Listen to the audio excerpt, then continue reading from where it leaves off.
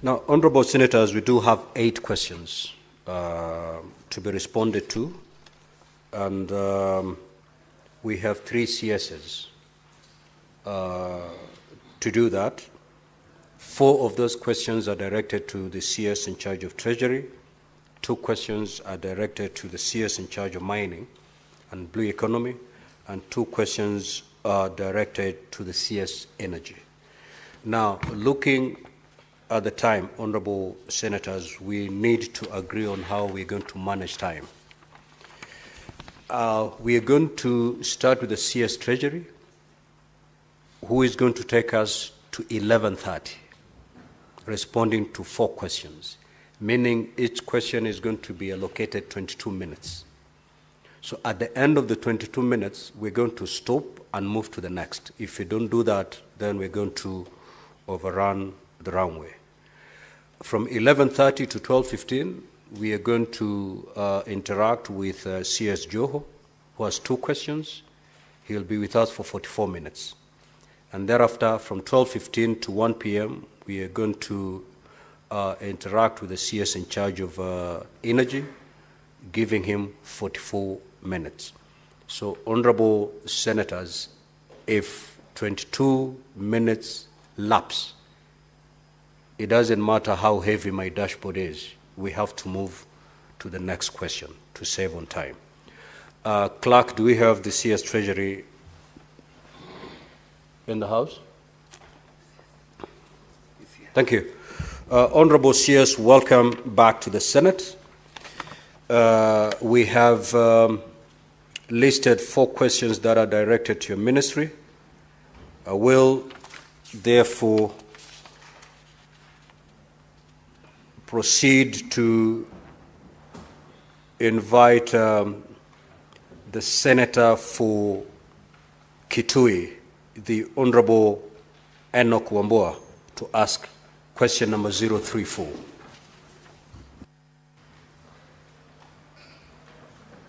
Clerk, please do the timing.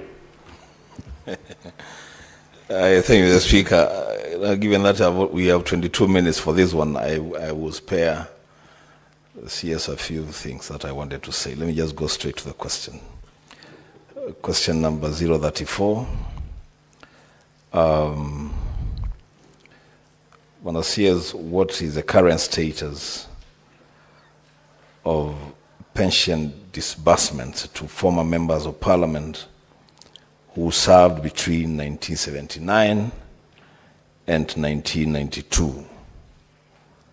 B, has the National Treasury undertaken any review or adjustment of these pensions to ensure they remain fair and sustainable, considering the rising cost of living and inflation over the years?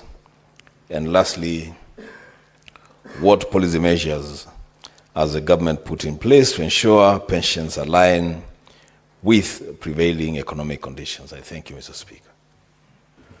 Honorable CS, you may proceed to respond, bearing in mind that we have received a copy of your response, and therefore, if you may paraphrase, we are necessary to save on time. Proceed, Honorable CS.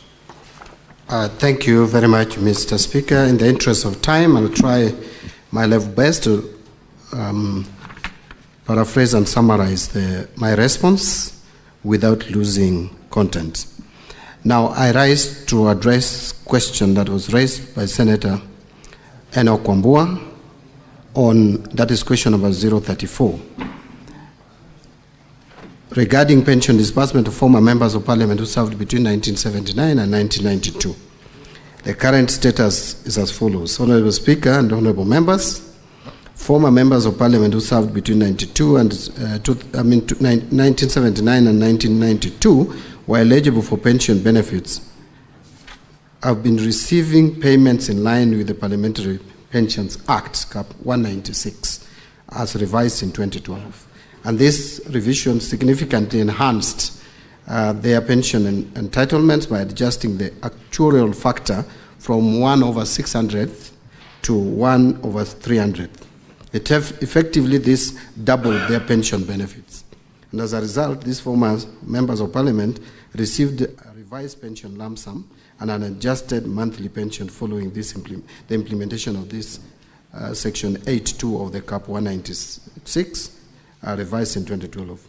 But there are also further efforts to review the pensions, which have been guided by the recommendations of a Kiumi Tribunal, which was appointed by the Parliamentary Service Commission, to review the terms and conditions of the service for members and staff of Parliament. To implement these recommendations, several legislative attempts have been made. So there have been several attempts to amend the Act to accommodate the Kiumi recommendations, which was recommending at least a living pension of $1,000 per month. There was the Parliamentary Pensions Amendment of 2019, which the bill which lapsed in January 2019. Then there was another Parliamentary Pensions Amendment Bill 2019, sponsored by Honorable John Mbadi, was MP then, and this was rejected on 24th of September 2020 following presidential reservations. It was passed by Parliament but rejected by the President. Then there is the Parliamentary Pensions Amendment Bill by Honorable John Waluke. This is the bill in 2023 to implement 100,000 minimum pension. However, it faced opposition first from the National Treasury, which raised concerns about fiscal sustainability, and of course the SRC, which also deemed the proposal unconstitutional. The Parliamentary Service Commission recommended further consultations with stakeholders. So those three reasons made the bill not to see light of day. So in light of these concerns and presidential reservations, the Parliamentary Departmental Committee on Finance and National Planning recommended the rejection of the bill in its entirety, which was done. Now, review and adjustments to ensure fair and sustainable pensions, as has been asked by the honorable member. I wish to report that National Treasury has undertaken several measures to ensure pensions remain fair, sustainable, and responsive to the rising cost of living. And these include implementation of the Pensions Increase Act, CAP 190, which since 1st July 2005, pensions have been reviewed every 2 years with an increment rate of 3% to help pensioners cope with inflation and rising living costs. Number two is actuarial valuation of public service pension scheme. Regular actuarial assessments are conducted every 4 years to evaluate pension liabilities, funding levels, and sustainability. The other one is a comprehensive actuarial review is currently underway to ensure the long-term financial stability of the pension system. Legal reforms to strengthen the pensions framework. The government is implementing legal reforms to align public service pensions with our constitution and recently formulated national retirement benefits policy. These reforms seek to create a more equitable, transparent, and robust pension system while ensuring fiscal sustainability. Number C, the policy measures to align pensions with economic conditions. Honorable Speaker, to protect pensioners from economic shocks and inflation, the government has implemented the following key policy measures.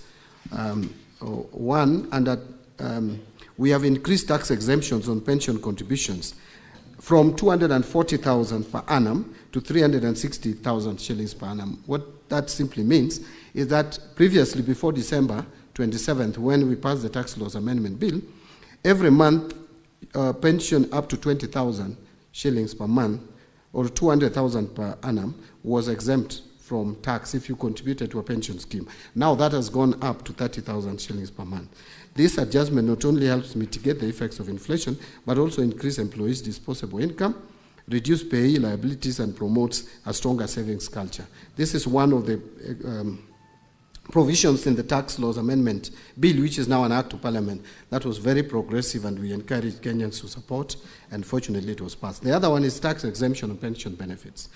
The removal of taxes on pension benefits provides retirees with a higher post-retirement income, improving their financial well-being and ensuring a more comfortable retirement. I wish to report here, Mr. Speaker, that for those who may not know, that from 27th of December last year, anyone accessing his pension is now accessing it without paying any tax. And that is like saving 30% of your entitlement. And I think it has been very progressive. Those who have benefited from the same can attest to that. And also encouraging long-term retirement savings. These tax reforms create incentives for individuals to save more for retirement, strengthening financial security in old age and reducing dependency on government support in later years. We are also strengthening post-retirement medical care. Mr. Speaker, as you are aware, that we are now providing tax exemption on post-retirement medical contributions. If you are contributing to post-retirement medical scheme, you enjoy tax exemption. The other one is establishment of post-retirement medical funds. Treasury, through Circular Number 9 of 2024, authorized pension schemes to set up dedicated post-retirement medical funds, ensuring retirees have access to affordable and sustainable healthcare solutions. And Mr. Speaker, I'm sure you're aware that even Parliament is presently in the process of setting up this fund to take care of retired members of Parliament in their medical needs when they retire. And this is to all public servants. Development of an end-to-end pension administration system. The government is investing in a modernized pension administration system that leverages advanced technology to improve efficiency and scrutiny. We are also integrating blockchain and biometric technology, which will enhance the security of pension management, ensure real-time tracking of pension disbursement, and eliminate delays in pension processing. In fact, we are looking towards in terms of integration of IFMIS for timely remittances. The system will be fully integrated with the Integrated Financial Management Information System. The aim here is to transfer retirees automatically from being employees earning a salary to retirees earning pension benefits without going through rigorous steps of processing your pension. It should be seamless. From 1 month to the next, if you retire, you should start getting your pension. And these reforms collectively strengthen retirement security, improve pension fund sustainability, and enhance post-retirement quality of life. Honorable Speaker, the National Treasury, in conclusion, remains committed to ensuring that pension benefits for former members of Parliament and all public service retirees are fair, sustainable, and responsive to economic conditions. We will continue working with stakeholders to explore feasibility solutions that uphold fiscal responsibility while ensuring retirees receive their rightful entitlements. I thank you. Senator Wambua, you may ask your 2 supplementary questions. Honorable Senators, let us avoid speeches. Sure. In the interest of time, go straight to the question. Thank you, Mr. Speaker. Mr. Speaker, 2 quick ones. On question number 1, I expected the CS would give us actual amounts. Actually, that was my biggest interest. With the public money being used to pay pensions, I thought he would give us the actual amount, the lowest. What amount of money is the lowest pensioner earning and the highest earning? Because that will inform his response to the benefits that they have gotten from tax exemption. Then lastly, Chair, the second question would be, seeing as it were that the CS was himself pushing this agenda when he was a member of Parliament, and now he's seated where he was pushing that agenda. Will he continue with this, or was he just playing politics? Thank you. Honorable Pierce, CS rather.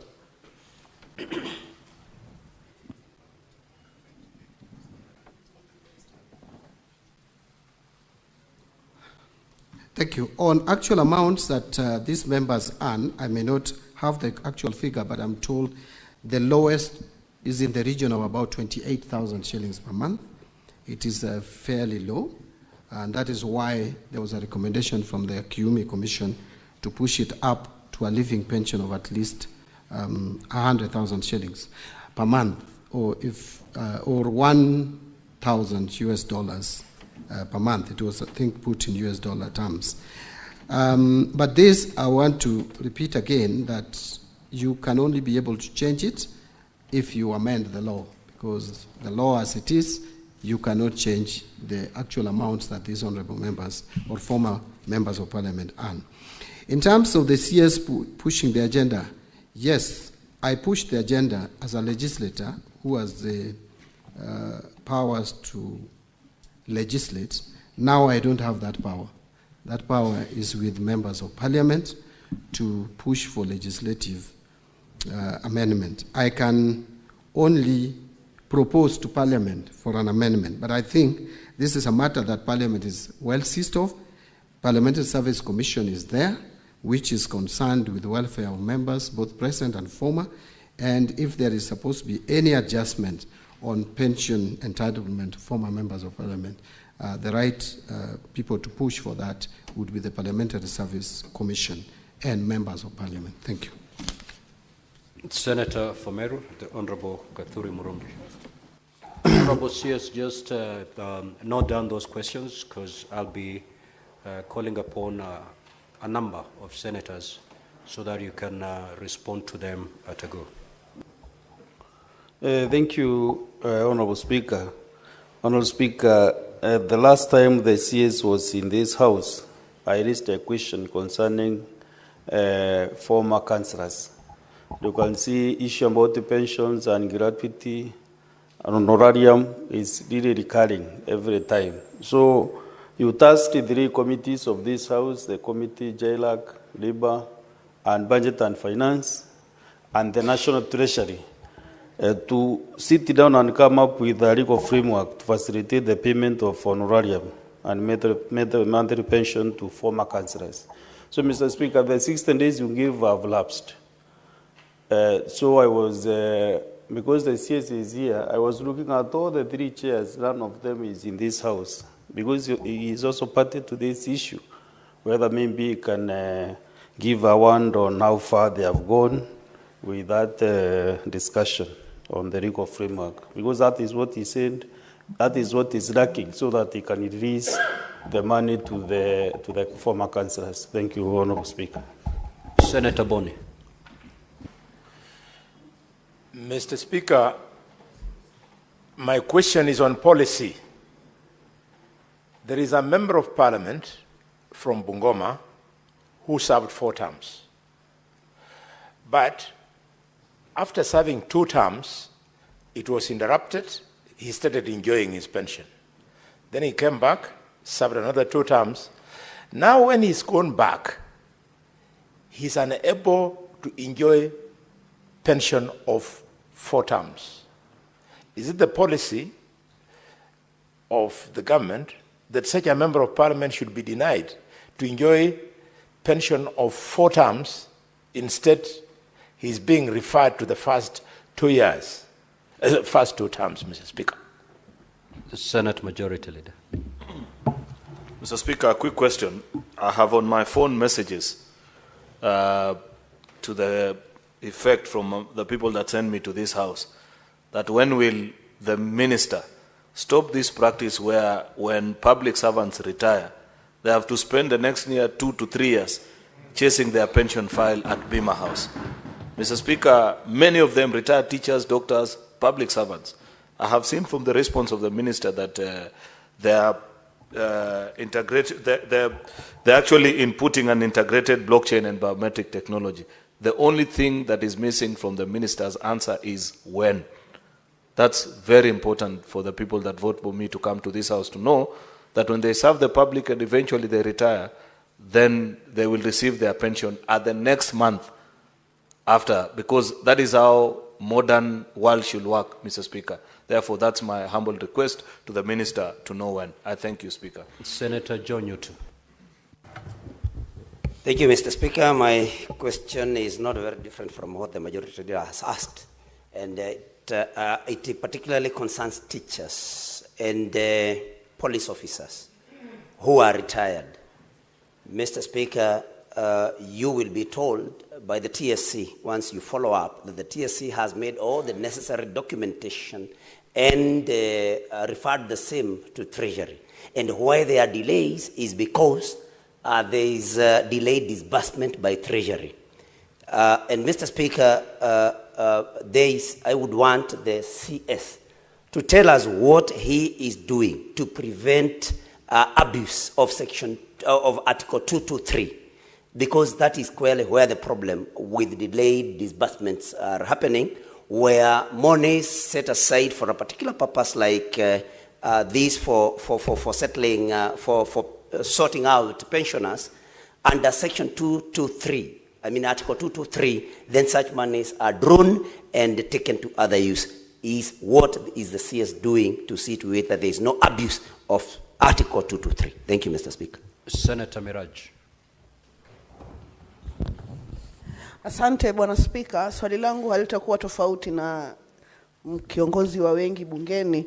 Tuko na tatizo sawia katika sekta ya posta. Wale waliostaafu bado wanahangaika kutafuta marupurupu yao ya uzeeni.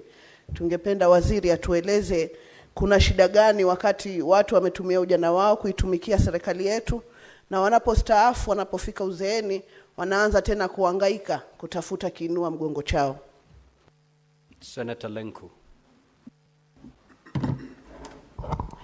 Thank you, Honorable Speaker. I think we also have the same sentiments on the issues of KCC staff, where we have a problem that 300 million has been a problem for retirees who retired so many years ago. And the national government, the government has never paid these retirees 300 million only, and that case is National Treasury. Could the Cabinet Secretary just shed the light on that? Otherwise, they will die before the 300 million paid. Senator Eddy. Thank you, Mr. Speaker. Apart from people who don't get pension, there are people, Mr. Speaker, who actually get their pensions and they get stolen. I wanted to ask the CS whether he's aware that this is a project that is going on, where pensioners, especially teachers, we have got a number of cases that there is collusion with banks where their money gets up being defrauded from them. And specifically, if he's aware, what is the regulator under him doing, that is the CBK, to be able to deal with these issues in conjunction with the Treasury as well? Honorable CS, you may respond. You have exactly 6 minutes to do so.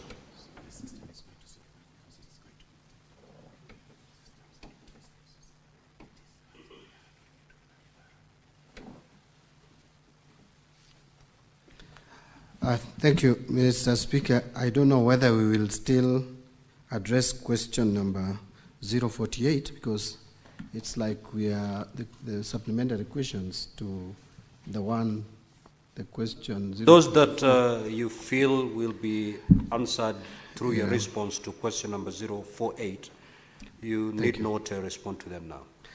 On the question of the team that was supposed to be put together to look at the issues of former councillors, I thought this was supposed to be Senate-driven, Parliament-driven, and I don't think we have got communication to the effect of putting our team in the team. But I think it's something that I can follow with the committee chairs, because I don't think we have made much progress on this.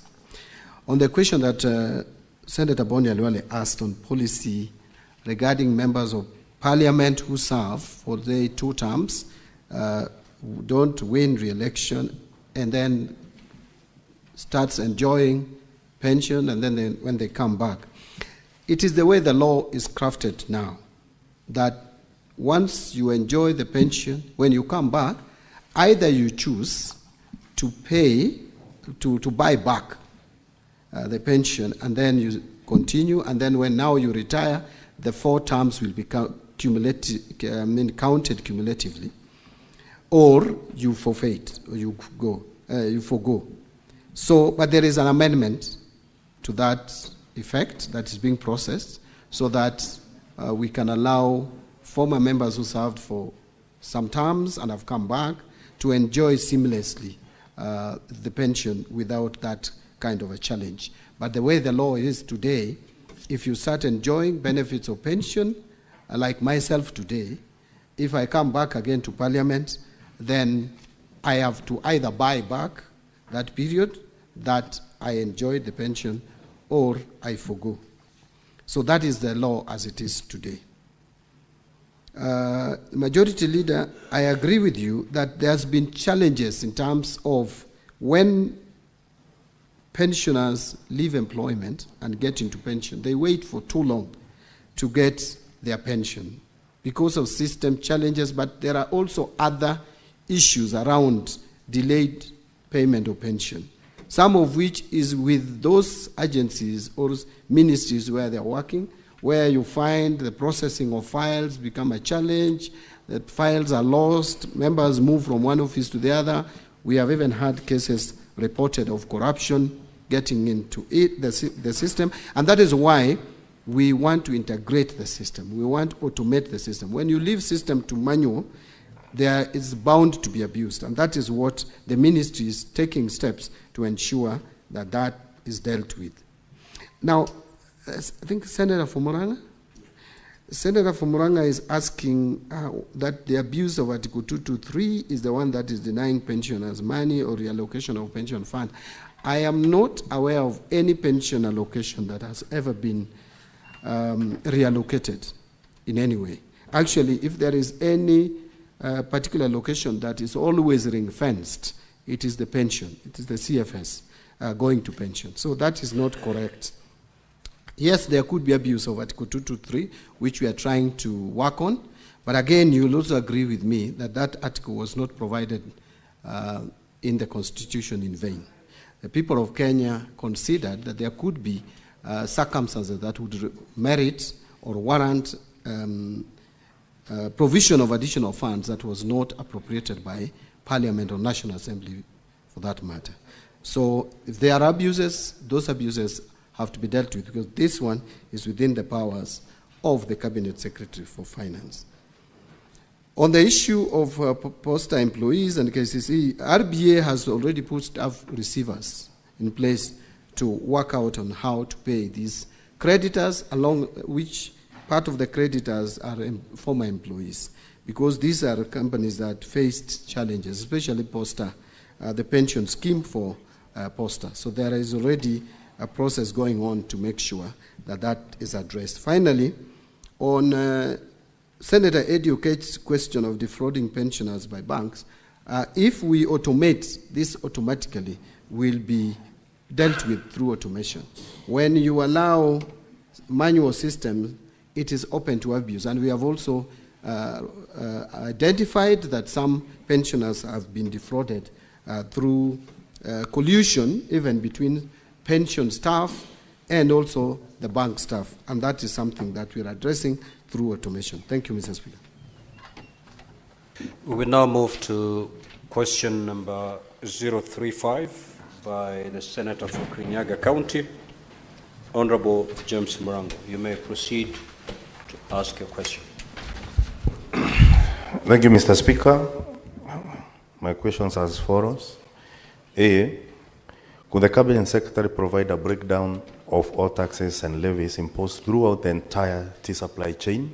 And B, what specific taxation measures is the Ministry planning to implement in the financial year 2025-2026 to eliminate double taxation and other unnecessary taxes that overburden farmers and stakeholders in the tea industry? And last, could the Cabinet Secretary outline the challenges faced in previous attempts to eliminate some of these excessive taxes and levies on tea and explain actions taken to address them? Thank you, Mr. Speaker. Honorable CS, you may respond. Now, Honorable CS, I note that the response is fairly lengthy. In the interest of time, please just try to paraphrase it, because we have, we already have hard copies with us. We'll be following as you paraphrase. Yeah, thank you, Mr. Speaker. I notice also that my response is fairly too long. I will not go through my response in the traditional way. So, question number 35 by Senator James Murango was on taxes and levies imposed throughout the entire tea supply chain during Senate plenary. The first page is basically talking about the significance and importance of tea as the tea subsector as one of the drivers of economic growth in this country. We all know the contribution of tea to our economy. So I've just explained that in line with the bottom-up economic transformation agenda, or better if you like.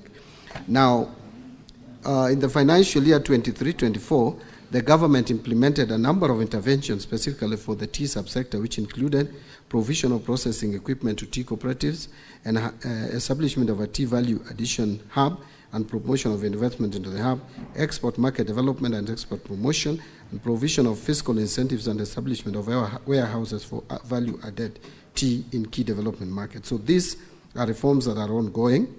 I've also indicated how much tea has been contributing to our economy. Export earnings, I've already also explained how much we are getting in terms of export earning contributed by tea subsector. So in the financial year 25-26, as outlined in our budget policy statement of 2025, the government will be executing the following key intervention to further boost the tea subsector, and that is already enumerated: value addition, market development, farmer support. So these are explanations about what the government is doing, and infrastructure, putting up infrastructure, especially like in Dongokundu, special economic zone, and constructing research and development facilities for tea. So coming back to the question, where I was asked to explain or provide a breakdown of all taxes and levies imposed throughout the entire tea supply chain, I want to say that tea subsector benefits from numerous tax incentives, in fact, that supports its growth and sustainability, making it a thriving subsector. So this subsector is one of the subsectors that is actually cushioned, that is actually enjoying incentives, as opposed to getting to a sector that is subjected to additional taxes. So there is no VAT. I've just explained some of the exemptions or tax incentives, especially on VAT. I have said that there is no VAT charged at this level, at the farming level for tea. There is no VAT on inputs such as fertilizers. There is no, there is agricultural services are exempt from VAT. Agricultural farming tractors are exempt from VAT. I've also indicated that imported agricultural machinery used for land preparation are duty-free, but only attract VAT at 16%. Railway development levies at 2%. IDF is at 2.5% of the customs value. Tea processing, 100% investment deduction by tea factories located outside the cities of Nairobi, Mombasa, or Kisumu are also exempt. In fact, I think we should now add Eldoret and Nakuru, although there is also a thinking that we should remove this requirement at all of only cities, because cities are becoming many, and again, we feel it is unfair to the cities. Machinery used for tea processing is currently duty-free under EAC common tariff, external tariff. Income of an entity, including tea processing factories, are charged corporation tax at the rate of 30% like any other factory. Processed tea sold in the domestic market is subjected to VAT at 16%. Transportation services on unprocessed tea are exempt from VAT, and processed green tea is VAT exempt, and locally purchased tea for value addition before exploitation is zero rated. Marketing and distribution. Under marketing, tea brokerage services enjoy exemption from VAT. Locally purchased tea for value addition before exportation is zero rated. So, Honorable Speaker, manufacturers of packaging materials locally for uses by exporters of locally produced goods such as tea and horticultural products import raw materials duty-free under the EAC duty remission scheme.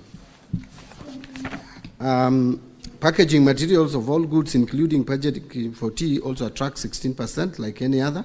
Imported packaging materials attract excise duty at the 25% of the excise value, but I will give the latest information about that. Various government agencies charges fees or levies for services rendered to producers or manufacturers. Now, but I want to just point out, Honorable Speaker, two things. That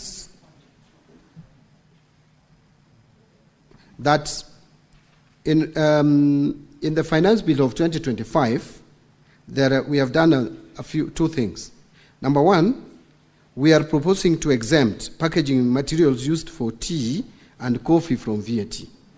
This exemption will only apply when packaging materials are imported or locally purchased, with a recommendation from the Cabinet Secretary responsible for agriculture, given that the use of these materials isn't exclusive to coffee and tea packaging.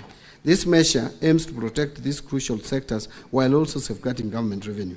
But the second thing that we have done is under custom duty.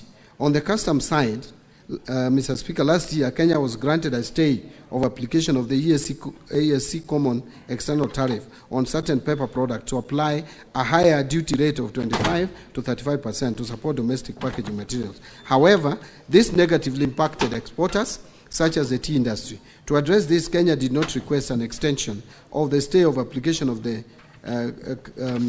ESC Common External Tariff on these paper products during this year's ESC pre-budget consultations, which I led in Arusha.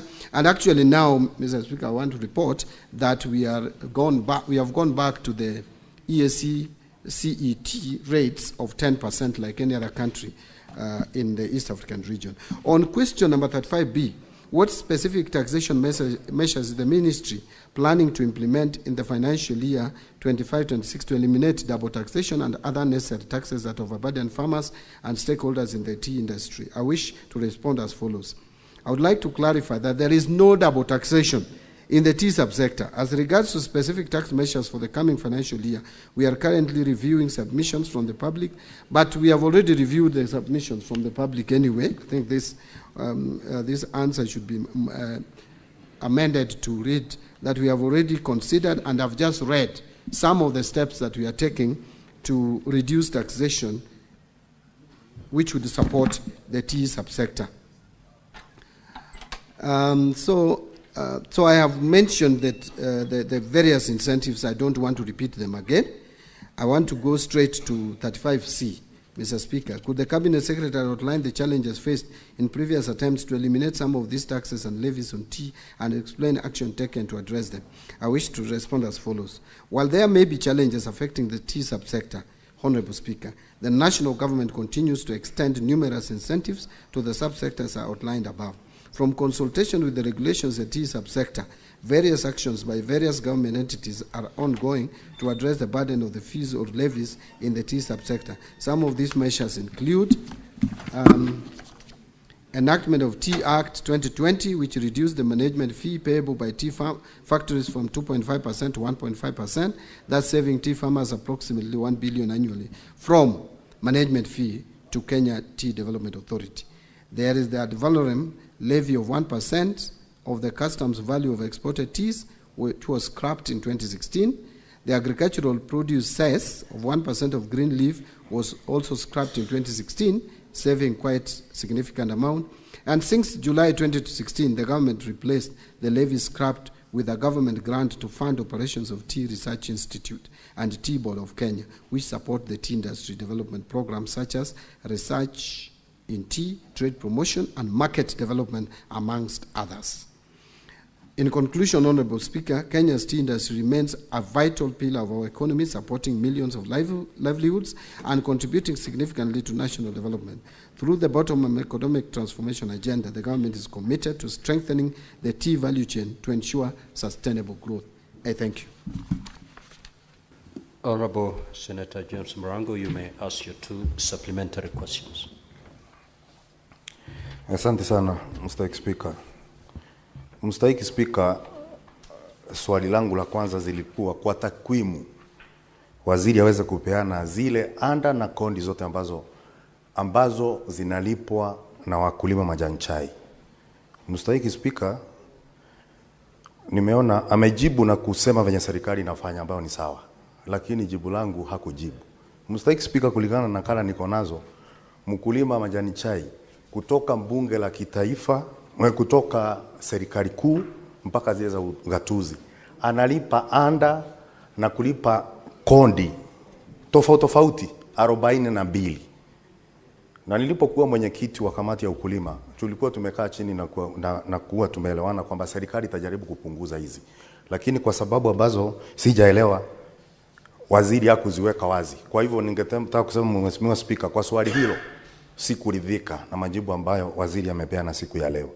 Kwa sababu Mstahiki Spika, nilikuwa natarajia kama ni taasisi ama halmashauri ya kuokota kondi, inaokota kondi zaidi ya 5 hapa.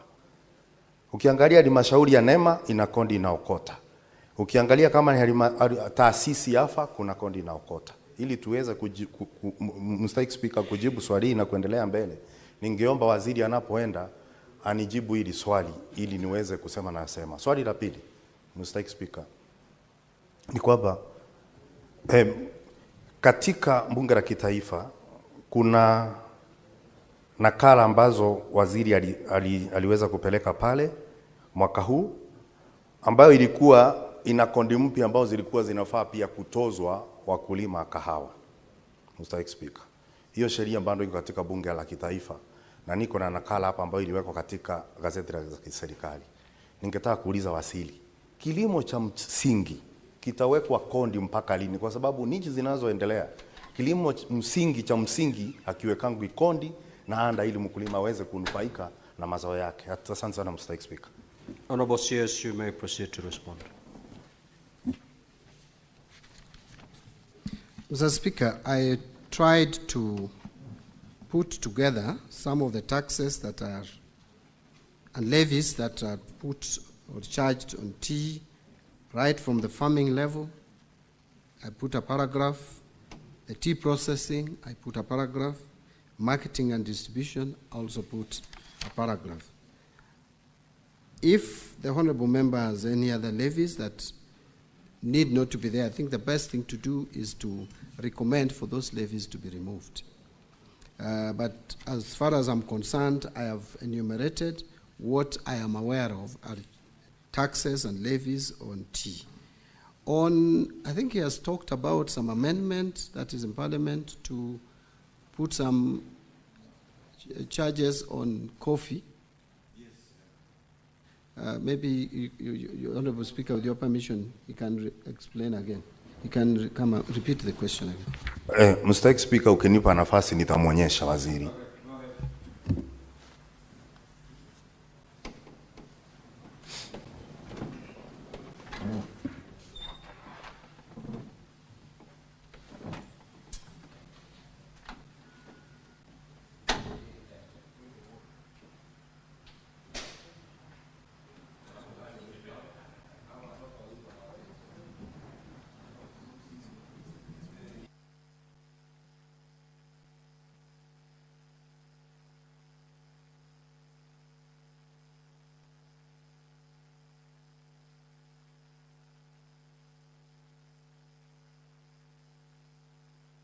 Honorable CS, if you need time to acquaint yourself with that particular document, you may say so. Yeah, Mr. Speaker, I'm trying to check because my understanding was that we were reducing those rates.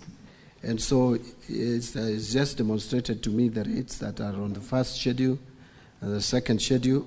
My understanding is that those rates were coming down. But if they are going up, I may need to check and address that. But I am almost certain that the rates were higher than what is being provided. And so what we were trying to do is to reduce the rates to make coffee more competitive, Mr. Speaker. Senator Edwin Sifuna. Honorable Speaker, in line with the question by the Senator for Kirinyaga on measures to reduce double taxation, unnecessary taxes, and overburdening of farmers and Kenyans in general, I would like the CS to address one question. Honorable Speaker, we have had the ministry, actually the CS himself, taking credit that this year's finance bill has no new taxes. But I know it's credit to the Gen Z who have struck the fear of God in this government. They will not attempt to bring new taxes. What are you doing about existing taxation, Cabinet Secretary, that you found, including the housing levy, the increase in pay, and VAT on fuel that has seen the cost of taxes on a liter of petrol exceeding the cost of the product? I thank you, Honorable Speaker. Senator Mofai. Thank you, Honorable Speaker. Mine is a supplementary question. Says Treasury. Honorable Speaker, this country has witnessed for decades some grievous disparities in distribution of environments across the country. Talk of roads, talk of water, talk of industries and so forth. So as the minister in charge of the National Granary, is there any written policy that is supposed to guide you on how you are supposed to distribute the national developments?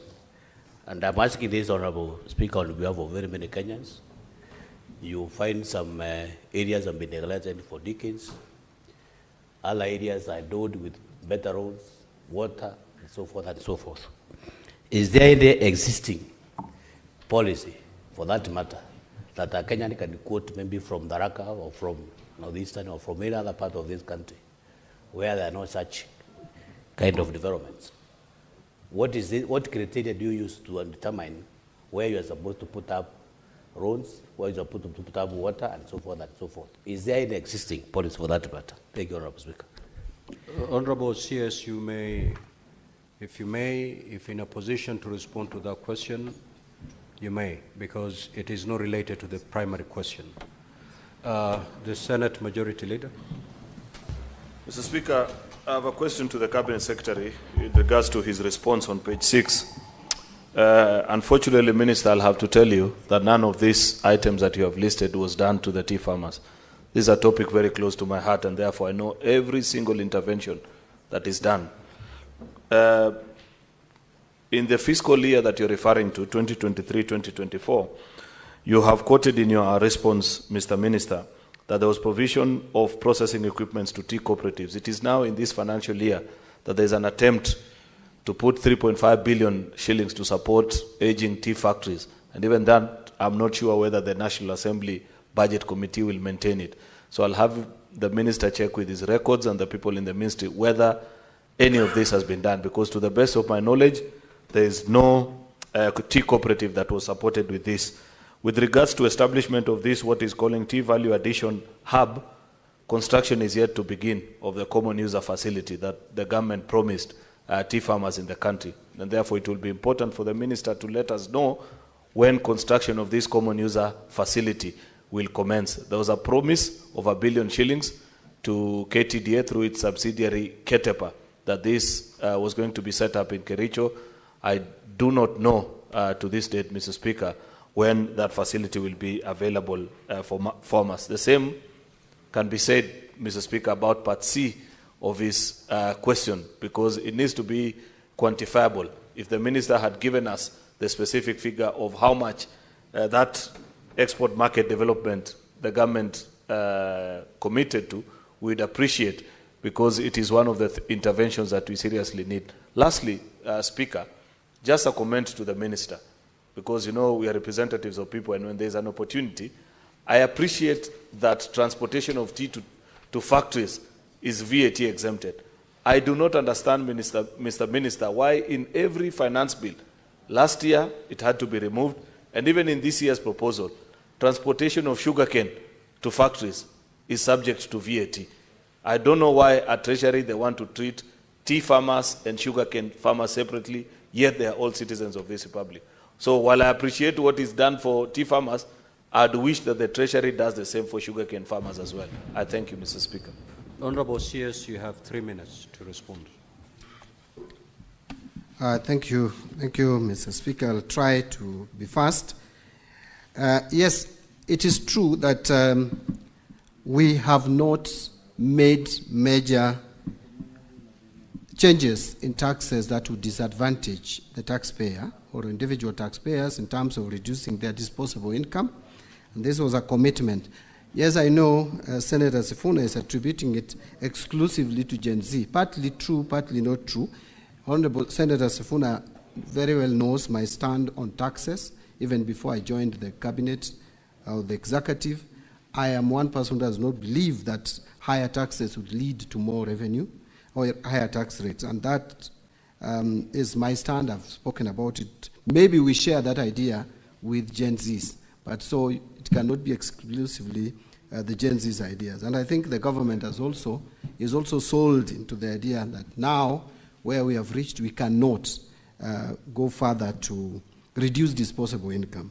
On housing levy, I think there is a discussion around seeing how to restructure it, because again, it has serious benefits, in my view. Quite a number of projects are coming up, but at the same time, the individual employees, those with pay slips, have complaints, which you cannot ignore. So a lot of restructuring is going on, and I am sure that more pronouncements will come in due course. On the issue of payee, again, also we are looking, actually this financial year, when we were preparing the finance bill, we even did some simulation on how to reduce the pay as you earn. But what stopped us from implementing it with this finance bill, and I think we are going to consider it in the next finance bill, alongside the reduction of corporation tax or corporate tax from 30% to 28%, we considered reducing to 28%, was the failure by KRA to meet its revenue targets. And so we thought that as we carry along with the reforms at the KRA, we should not be doing too many things at the same time. First, let us see what the reforms at KRA, in terms of automation and in terms of making it efficient, is yielding to us. Then we can now move to the next step of reducing the tax rates to increase disposable income. But it is an idea that I support, Senator Sifuna. And that also goes to the heart of fuel levy or road maintenance levy.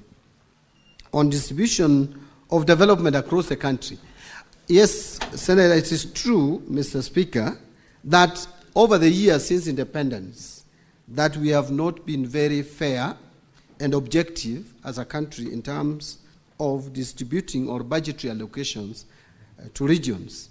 And this is what has brought the tension that we have in the country, where people believe that for you to get development, then your people should be the ones in power. And I think devolution was meant to cure this, but it's still at the same time, still it has not been fully cured.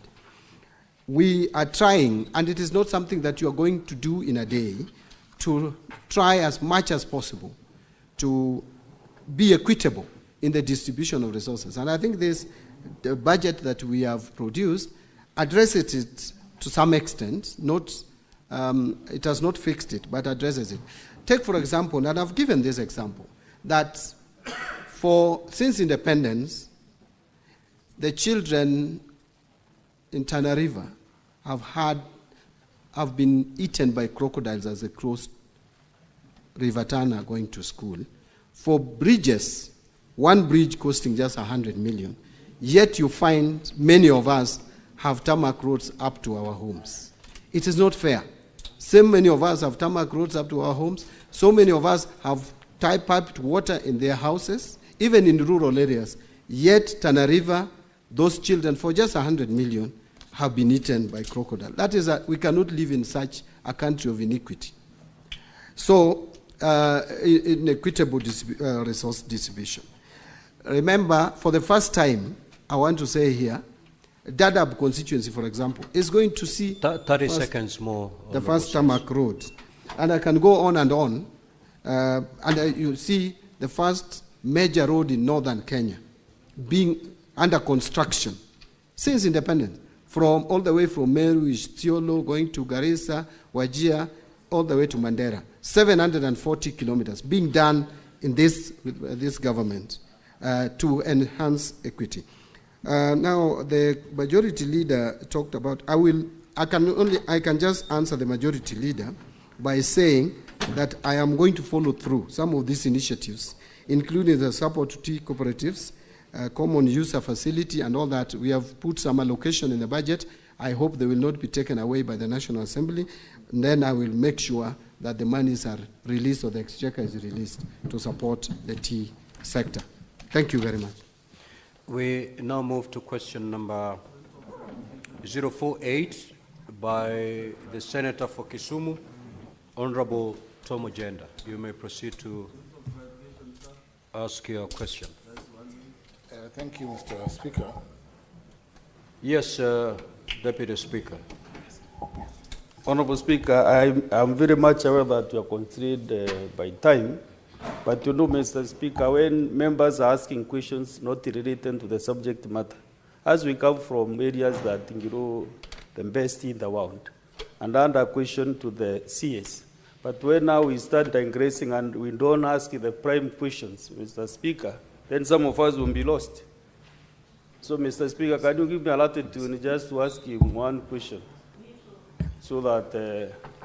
Honorable Senators, this is not for me to tell you. The standing orders are very clear on, if you read Standing Order 51C, 7A and B, it's very clear that one, you need to ask one question, and that one question must be related to the primary question. Now, if you take to the floor and give us a speech, time doesn't stop running.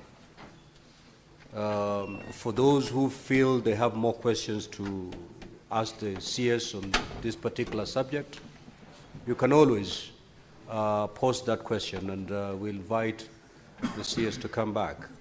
This should not be the end of responding to questions related to taxes on agricultural produce.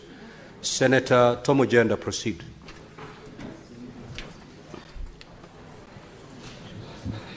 Thank you, Mr. Speaker. Mr. Speaker, my question number 48 goes to the CS Treasury, CS John Bardi. It's in four parts. The first part, what immediate measures are being implemented by the government to address the extensive days in processing pension claims for retired civil servants of various levels, Mr. Speaker?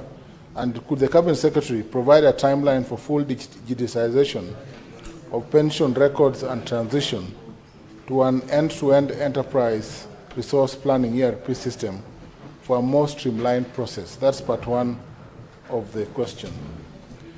Mr. Speaker, part two is on the processing of pension and the pervasive corruption claims. How is the ministry addressing the pervasive corruption and bribery within the pensions department, including claims of pension payment to non-existent or ghost pensioners? Part three, Mr. Speaker, what is being done to ensure that pension funds, which have persistently faced significant carryovers due to underfunding and liquidity challenges, are prioritized and allocated adequate funding in future budgets? And lastly, Mr. Speaker, part D, could the CS Treasury explain why any proposed regulatory reforms aimed at harmonizing outdated pension laws with contemporary digital financial management practices? Thank you, Mr. Speaker. These questions are born out of the delays in payment to pensioners. Thank you, Mr. Speaker. Honorable CS, you may proceed to respond. Now we have 15 minutes. Those 15 minutes to be utilized by the CS in responding to the question, and also to be utilized by honorable senators in asking supplementary questions. Yeah. Now, honorable CS, your response is fairly lengthy. Please paraphrase it to allow honorable senators time to interact with your response. Yeah, thank you, Mr. Speaker. I think I'll take 3 minutes just to go through the response. I'll not read it verbatim.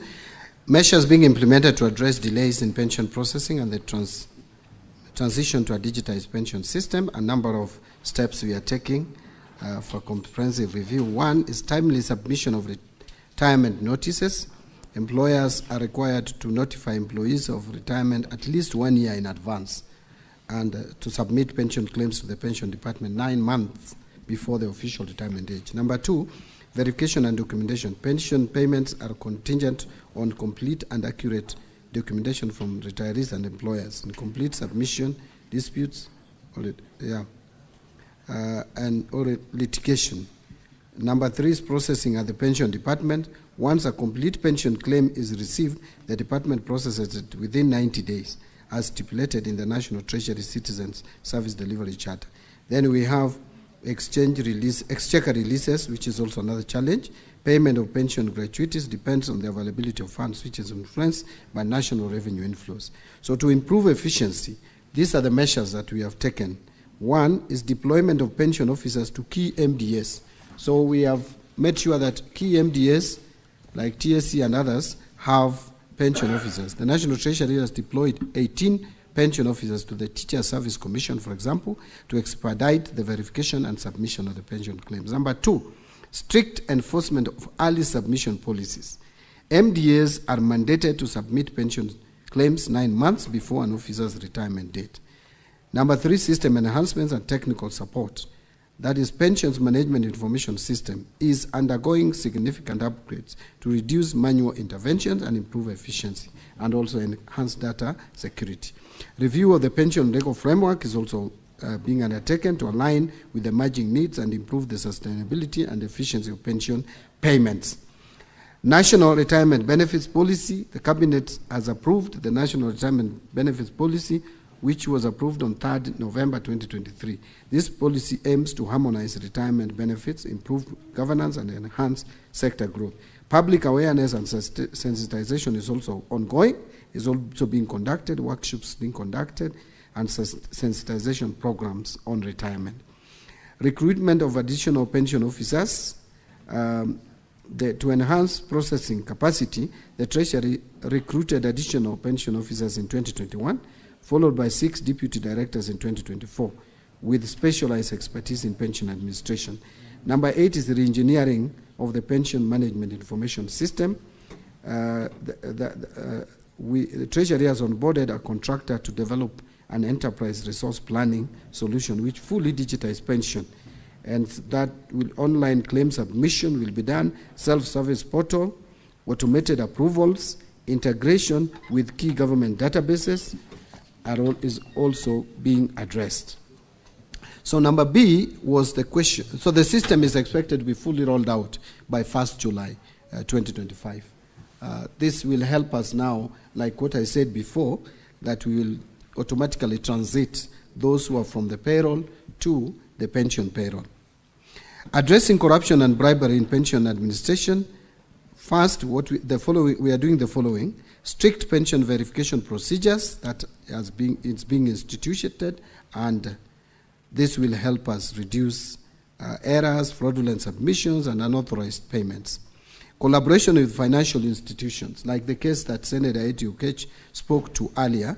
We are working with commercial banks and financial institutions to monitor dormant pension accounts, flag suspicious activity, and prevent unauthorized withdrawals. Open plan office layouts.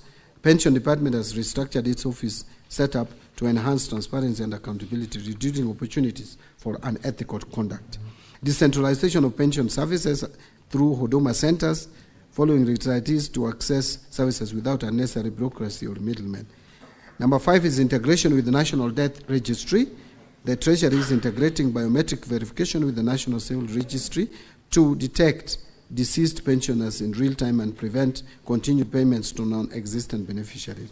Biometric pension verification and e-pension system has also been implemented. Collaboration with the investigative agencies to deter cases of corruption. Now, number C is ensuring adequate budgetary allocation for pension payments. That was also asked. The Treasury is committed to ensuring that pension obligations are fully funded and liquidity challenges are minimized. And to achieve this, prioritization of pension payments. Pension payments are treated as a first charge obligation in the national budget, ensuring they are allocated sufficient funds. So it is in the CFS as a first charge.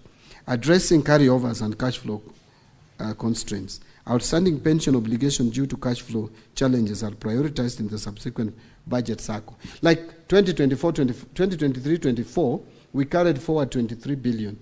That is pension unpaid at the end of the financial year. That became the first charge and was paid in the 2024-25. But that has also put a strain on our 2024-25 finances.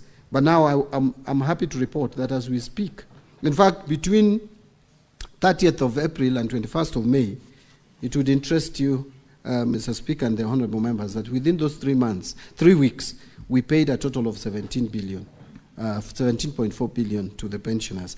And now we have a balance to pay of only 16.9. So compared to last year, when we carried over 23, up to date, and the year is not yet over, we have 16.9 billion to pay. And I think we are going to do much better than last year, although we should do 100%. Addressing carryovers, I've spoken to. Timely issuance of monthly pensions, again, that is one of the steps that we are taking. Regulatory framework for pension administration The National Retirement Benefit Policy approved in November 23, together with the provisions of the Constitution, provide the foundation for modernizing and aligning pension laws with contemporary economic and demographic realities. In line with this, the government is implementing key regulatory reforms, which are as follows. The legal reforms, we have on the scope, the Task Force on Public Service Pensions Legal Framework, formally appointed on 17 September 2024, is tasked with reviewing existing pension laws and identifying gaps and hinder effective service delivery. Then there is legislative and regulatory amendments. The task force will propose comprehensive reforms to enhance efficiency.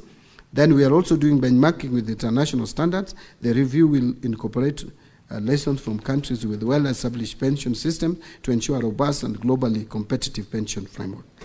Number two, engineering the pension management information system. Again, I talked about this, eliminating paper-based processes, empowering pensioners with self-service capabilities, accelerating processing through automated approvals, enhancing security and accuracy through system integration.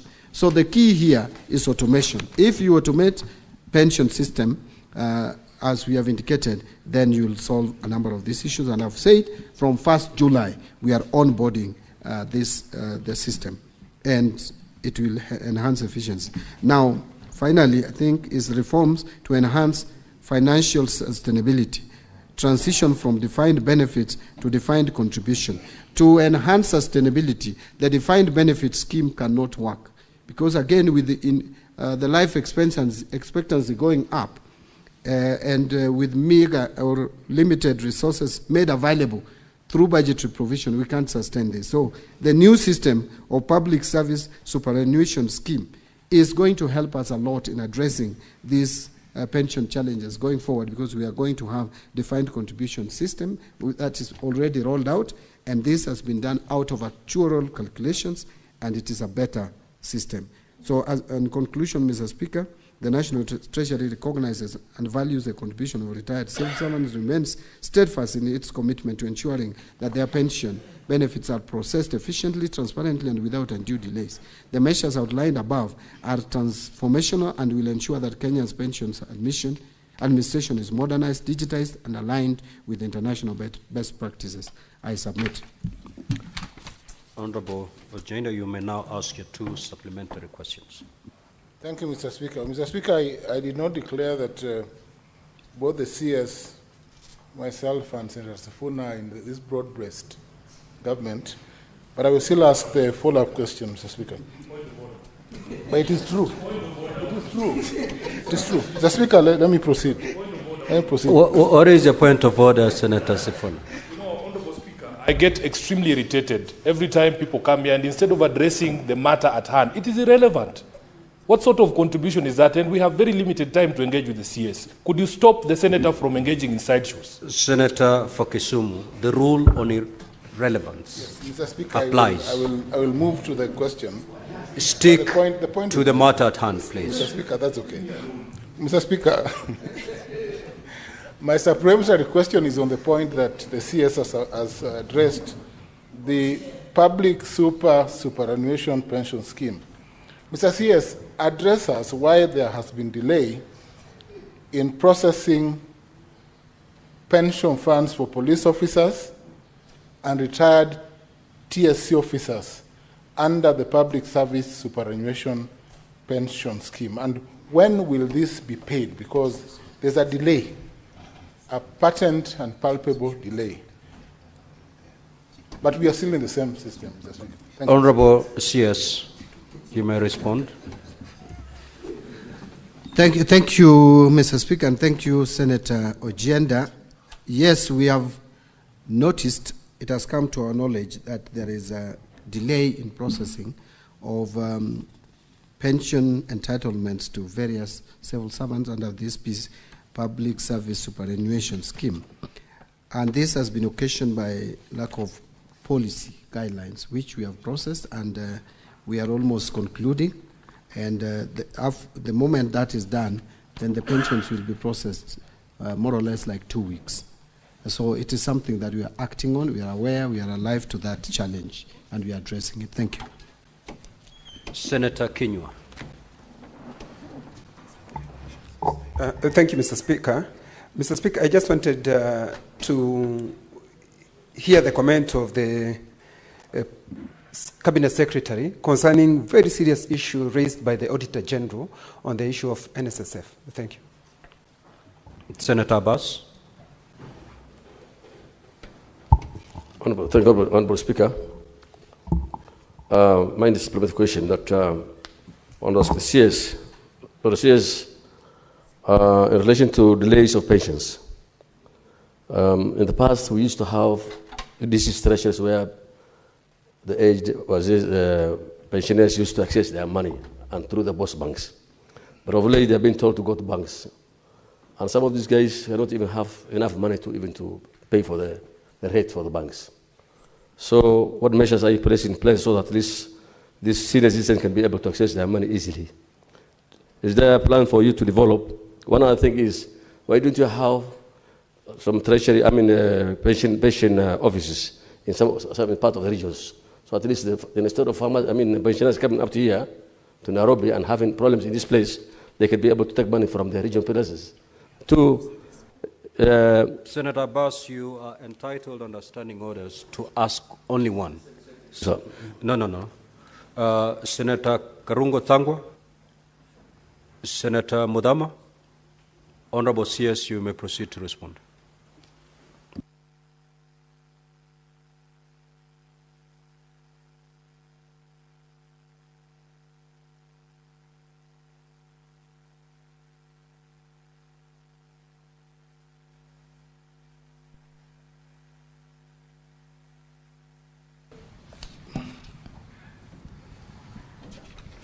On the question that was asked, is it really working?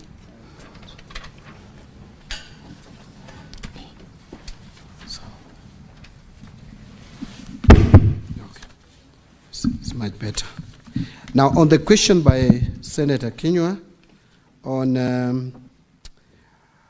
the NSSF, I guess this is a question relating to the release by Auditor General or the Office of the Auditor General regarding the investment by NSSF on some government bonds, and that has some challenges. First, I wish to state that pension funds are have some kind of independence in terms of managing the pension investment, and they have they recruit custodians and fund managers to do that and advise them on how to invest, where to invest. So if there are mistakes that they committed in terms of investment, then there is a process that would deal with that.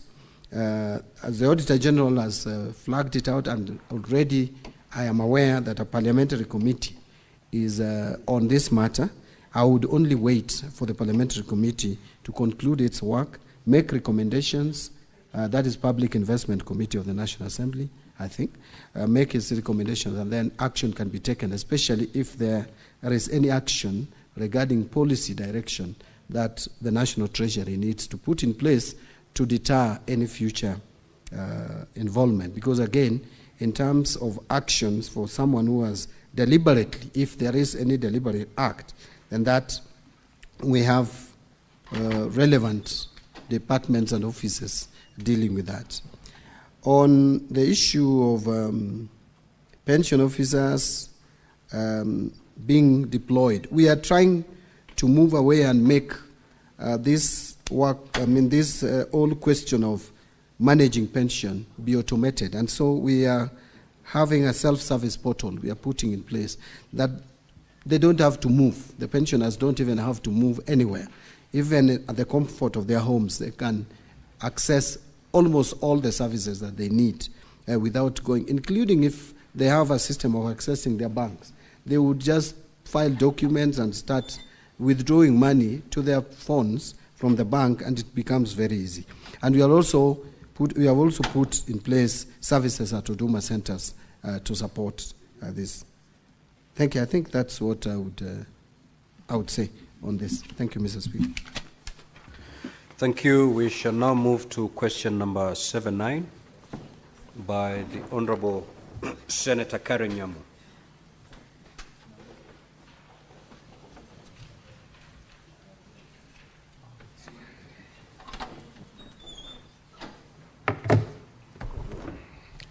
Thank you, Honorable Speaker. I would want to ask this question on behalf of Senator Karen Nyamu. The questions are as follows. Question number 079. 1, could the Cabinet Secretary state the medium-term strategy to reduce the fiscal deficit from 4.9% to a sustainable level? Number 2, what measures is the ministry undertaking to support counties, noting that 2025 budget policy statement project GDP growth at 5.3% and stable inflation, yet county governments face a contracting fiscal space and rising costs? 3, what interventions is the ministry implementing to address the pending bills crisis in the county governments, particularly in Nairobi County, where pending bills have accumulated to approximately Kenya shillings 121 billion, and what mechanisms are being enforced to ensure timely settlement for supplier debts and prevent further accumulation? 4, how does the National Treasury plan to manage increased domestic borrowing by the government without crowding out private sector credit and stifling economic growth in light of constrained external financing and the lapse of the International Monetary Fund, Extended Fund Facility, and Extended Credit Facility, and program signed in April 2021? Thank you, Honourable Speaker. Now, Honourable CS, we have 15 minutes within which to respond and also to allow supplementary questions from Honourable Senators. So kindly paraphrase. We already have your substantive response. Proceed. Thank you, Mr. Speaker. Mr. Speaker, in responding to this question, although this is an area that I become sometimes very passionate, but I will not go overboard. So to effectively manage the prevailing fiscal deficit in Kenya, the government, through the National Treasury, is adopting and has adopted a multi-pronged approach with notable focus on both revenue generation and expenditure control. So you can call it revenue generation and expenditure or fiscal consolidation. So there are several steps or approaches to this. Number 1, strengthening financial controls. Number 2, diversifying borrowing sources. Number 3, improving debt repayment planning. And number 4, promoting efficient resource allocation. Those are the steps that we are taking to ensure that we manage, or rather, we reduce the fiscal deficit to manage the debt sustainability. So, for example, in this financial year that we are going to 25-26, we plan to have a budget deficit of about 4.5%, not 4.3 as indicated in the document. We have revised it to 4.5% compared to 4.9, which of this current financial year. Actually, it's going to be about 5.1% this financial year. So we are reducing the budget deficit. The best way to address or enhance or ensure debt sustainability is to persistently and consistently reduce budget deficit year by year.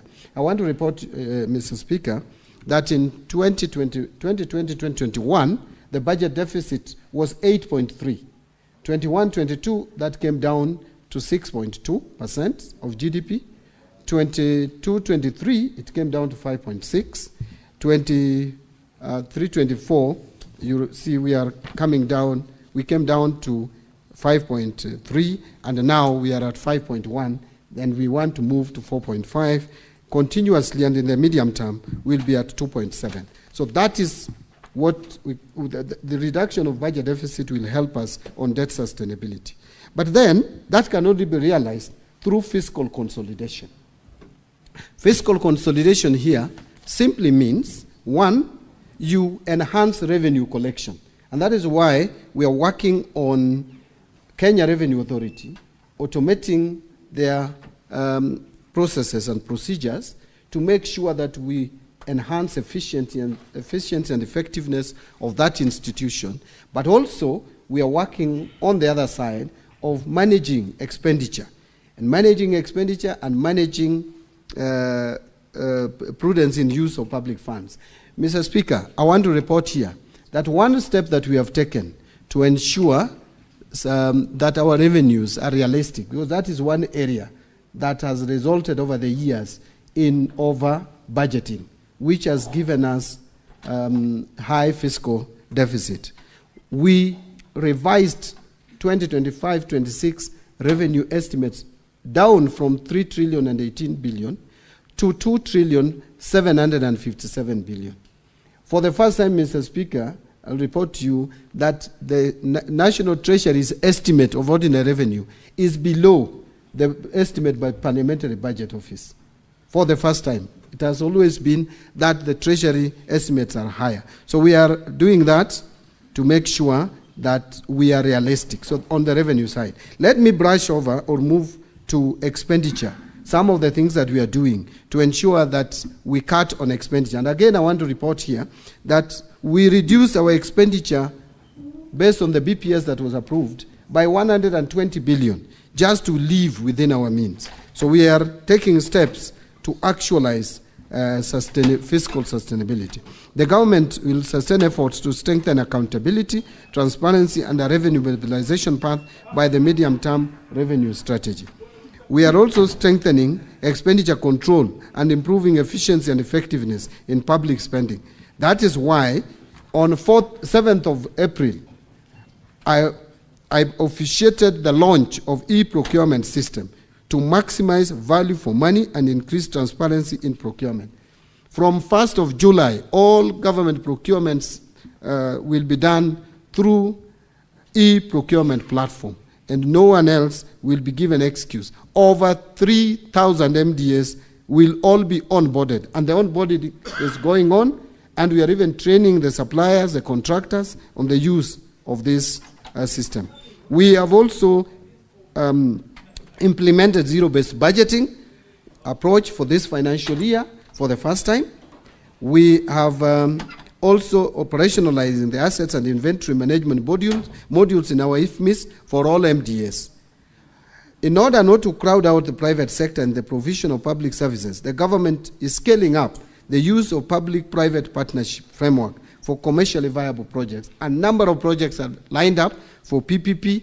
Rironi Mau Summit is one case. We are also thinking and working and moving forward with SGR that will largely be on PPP. The Galana Kulalu project is there, one of the PPP projects. A number of projects under the energy sector, especially the energy transmission, are also being implemented under the PPP system. The government is also piloting a new human resource management system, which will be rolled out to all national government ministries and departments, as well as all county governments, in order to improve the management of the wage bill, including statutory payroll deductions. In view of the constrained fiscal environment, prioritization during resource allocation will be critical in ensuring low priority expenditure are dropped or deferred to give way to high priority service delivery programs. So ministries, MDAs are therefore required to reevaluate all the existing or planned activities, projects and programs to be funded in the financial year of 25-26, and that we did. Now strategies, Mr. Speaker, I could go on and on in terms of talking about managing our debt, because it is a very wide topic, but I think those are some of the salient features of what we are implementing. On strategies to manage county government funding constraints, first, there is a reason for funding constraints. One is the low ordinary revenue collections over the years. And Honorable Speaker, it is important to note that over the period 2016-2017 to 2024-25, actual ordinary revenue has always been below target, except for 2021-22. and hence such shortfalls in actual ordinary revenue collections have led to constraints in county government funding.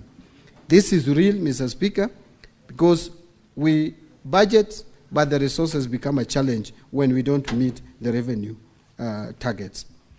The need to finance mandatory expenditures under Article 203 of the Constitution.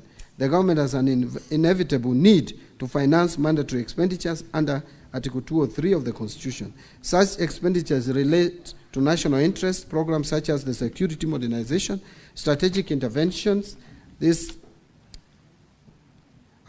leads to fiscal deficit in financing other major national government functions, which has always occasioned additional borrowing, which continues to distort our fiscal framework. And again, I want to say that the national government continues to solely bear shortfalls in revenue in any given financial year, as has always been demonstrated. There is also the high cost of public debt that is contributing largely. This is largely due to a relatively stable but still high exchange rate to the dollar, as well as high interest rates in the domestic markets. Public debt services in 25-26 will account for about 52% of ordinary revenue, which is higher than the average of 41% over the period from 2017 to 2024-25. So we are going up in terms of percentage of our ordinary revenue that goes towards settling the public debt or servicing public debt. What strategies is the ministry taking to manage county government funding constraints? The national government, through National Treasury, is managing funding constraints to county government using a variety of strategies. By utilizing these strategies in a comprehensive and coordinated manner, the National Treasury has therefore been able to effectively manage funding for county governments and support their efforts to deliver essential services and promote development despite the prevailing fiscal constraints due to expenditure pressures and public debt commitments as shown above. The strategies enumerated below aim to ensure that county governments have the financial resources they need to fulfill their responsibilities and deliver services to Kenyan citizens. One is the conditional and unconditional allocations to counties. We have continued to give additional allocations to counties which are earmarked for specific programs or projects as defined by the central government. They provide targeted funding for special policy goals or initiatives, and these additional allocations can ensure that certain areas are prioritized and that funding is allocated in a way that aligns with the national priorities. However, the county government's additional allocations bill has always been passed by Parliament late towards the close of financial year, thereby denying counties additional funding for programs under national priorities such as county aggregated and industrial parks program and community health promoters. We currently have a problem even absorbing this year's budget, county additional allocations, Mr. Speaker, because of how long it took between the two houses to agree. So promoting local revenue generation in the form of own source revenue, again here the National Treasury has been empowering county governments to generate their own revenue through taxation and other means. This is meant to increase the autonomy and fiscal sustainability of county government to alleviate the risks associated with over-reliance on equitable share to find essential services. The National Treasury has finalized the development and piloting of own source revenue forecasting tools for counties to help them expanding their revenue bases, thus allowing them to implement realistic charges, levies, and fees geared towards raising more revenues. It is expected that this own source revenue system generation will strengthen county government's autonomy and promote fiscal sustainability. Number 3 is promoting transparency and accountable financial management. The National Treasury is committed to ensuring that funding in counties is used effectively and efficiently so that county governments are accountable for the use of public funds. The National Treasury therefore urges counties to adhere to the clear guidelines for the allocation and use of funds through promoting transparency by making financial information readily available to the public as in the norm at the National Treasury. And I hope this House will help in realizing this. Implementing strong monitoring and evaluation systems, that is also something else. And finally, building partnerships with county governments. The National Treasury and Economic Planning has continued to foster collaboration between the national government and county governments to improve service delivery and promote development. The Office of the Cabinet Secretary continues to engage in regular dialogue with the Council of Governors through regular meetings and forums to discuss policy issues and share best practice. Some of these forums are even informal, Mr. Speaker, and we have a very good working relationship with the Council of Governors led by the Chair, who is also my professional colleague. Further, the National Treasury continues to supporting collaborative project financing through joint projects between the national governments, ministries, departments and agencies and county government, such as KIPES and CHPs, among others. In conclusion, Mr. Speaker, allow me to thank you once again for this opportunity to engage with you together with the honorable members. Thank you very much. Senator Chute. Thank you very much, Honorable Speaker. Very quick questions. I wanted to know from the CS what interventions is the ministry implementing in regards to pending bills, where you will find one pending bill that has been passed by the county assembly, and then the governor has his own list. And this comes to COB, and the governor's list will be paid. The one that has been passed by the county assembly is yet to be paid. Number two is on the issue of diversion of funds. When a contractor or a supplier is supposed to be paid by the county government, and the money is requisitioned from COB, and at the end of the day, that money goes to another contractor, different contractor, not the contractor or supplier who was requisitioned for. So how is the ministry going to deal with this matter? Thank you very much, Honorable Speaker. Honorable CS. Thank you, Mr. Speaker. I think the two questions are linked together. They're very related, where you find that the requisition is made through the normal system, through the controller of budget, and yet the payment is given or paid to someone else or another contractor or to pay another bill. This is a problem that is very pronounced in counties from what I gather. And as we are we are working on a tool, a system that will be used by both the national government and the county governments to ensure that the bill, what has been approved, is actually what is paid for, and also to ensure that bills are prioritized in terms of first in, first out. Because again, there's a lot of favoritism and discretion by government. So that, by decision makers at the counties and at the national government level. But even as we do that, I think the control of budget has capacity and tool. What we need the controller of budget to exercise or do is to make sure that their approval is respected, so that they rein on the county governments. The Auditor General can also be taking the approvals from the controller of budget and use it to audit the actual expenditure. And then I also want to ask this Honorable House, the Senate, that this is also an area where you can help. I know you have helped before, but I think you can help more by ensuring that it's not even micromanaging, by ensuring that what has been approved is what is actually paid. Because these cases are too much. They are reported, we live in this country, we hear about them, and nothing seems to be happening to stop this, which I call actually illegal diversion of funds. Because if controller of budget has approved money to be spent on a particular manner, that is how it should be spent. It should not be spent in a different manner at all. So we, as National Treasury, are working on a system that would ensure that payments are made in line with the approval. As that is being done, I think we can still use the current system and supervision to help deal with some of these challenges. Senator Sotsi.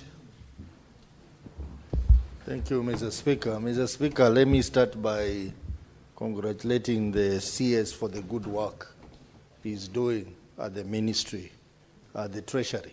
Indeed, you are the expert that we have been talking about. I have two quick questions. Mr. Speaker. One is that the CS has talked about constraints in disbursing monies to the counties.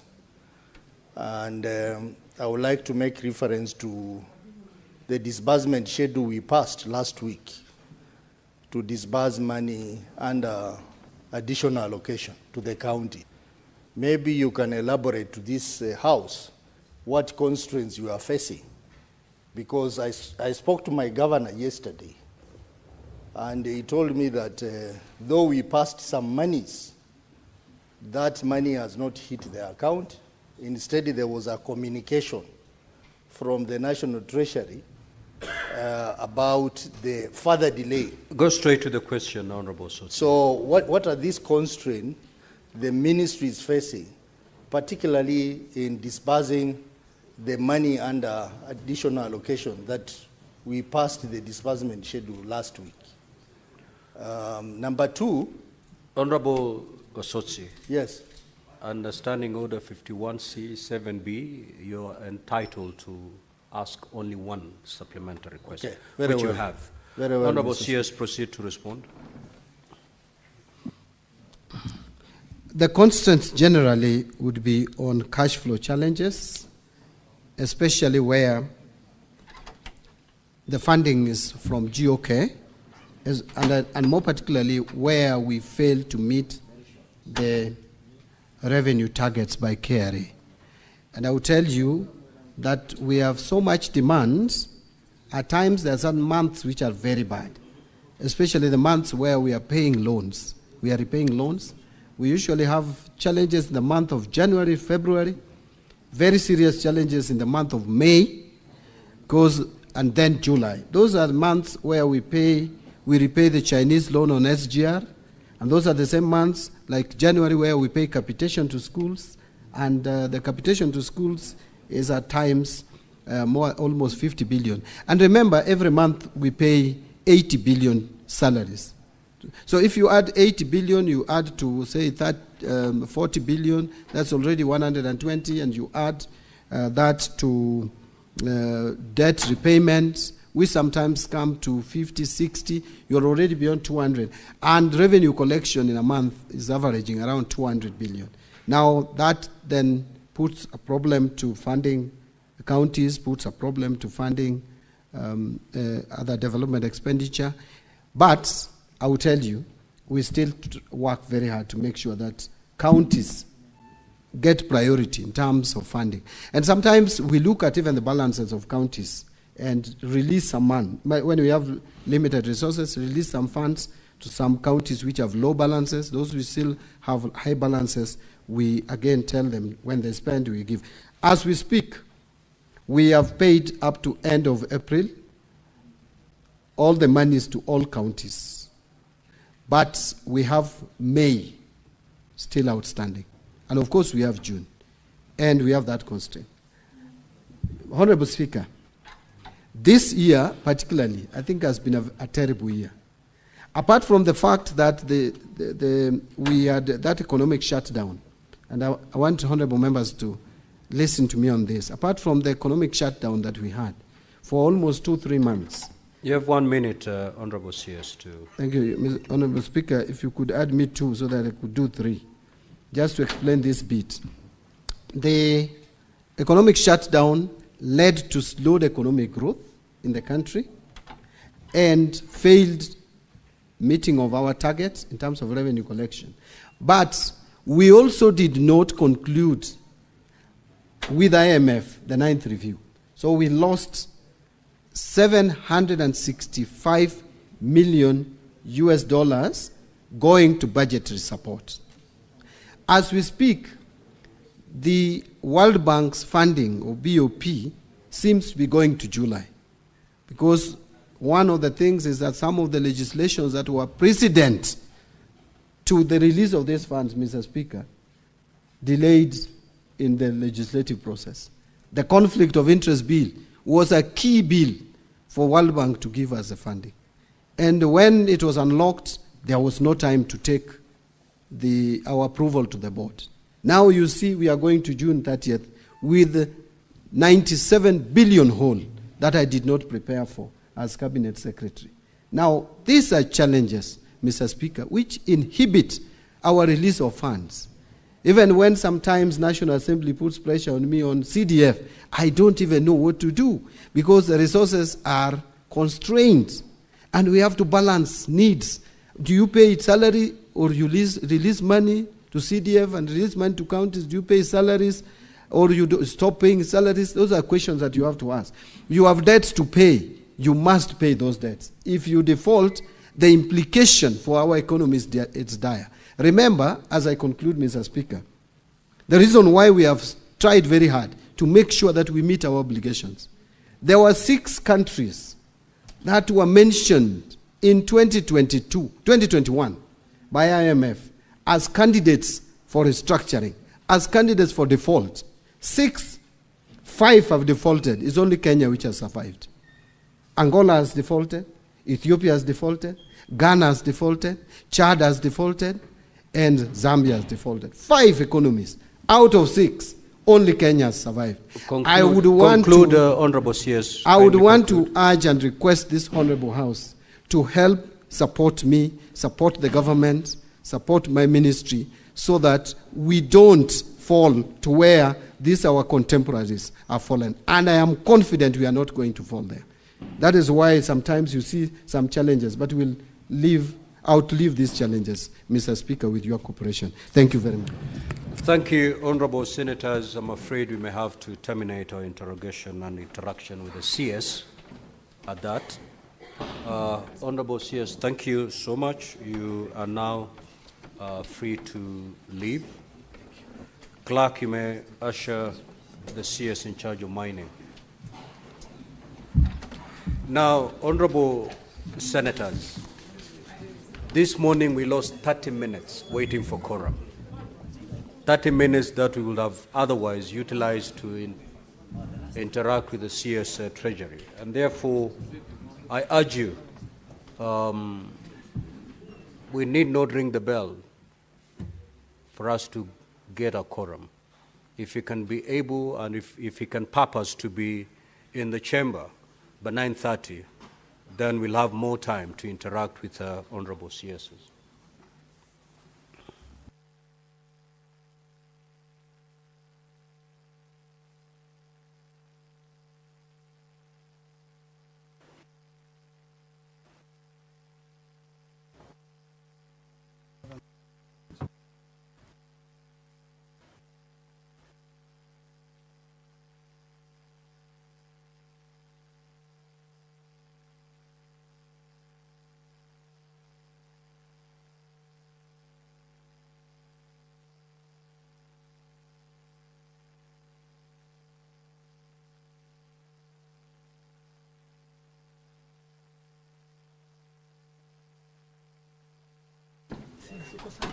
Niko vizuri.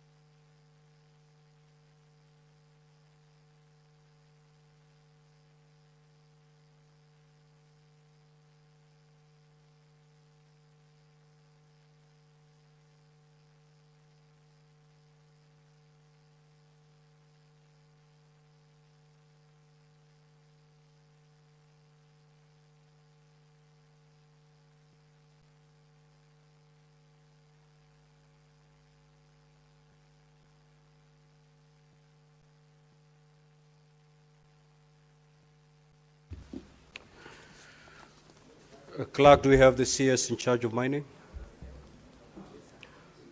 Honorable CS, welcome to the Senate.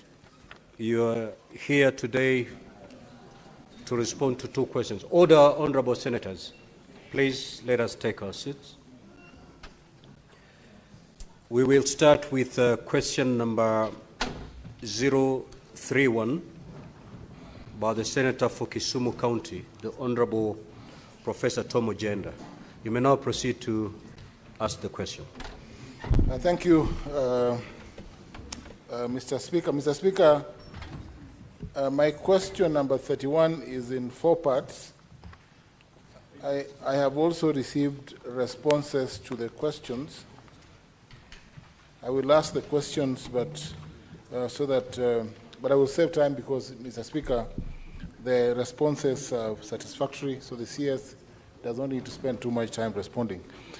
Mr. CS, the first question, part A, what regulatory framework exists for mining in Kenya, particularly regarding the safety of miners and prevention of child labor, and could the CS explain the attendant enforcement mechanisms? Part B, has the ministry conducted assessments or surveys to establish the extent of illegal gold mining operations in Kisumu County, and if so, could the CS disclose the findings and explain any efforts by the ministry to regularize illegal mining operations?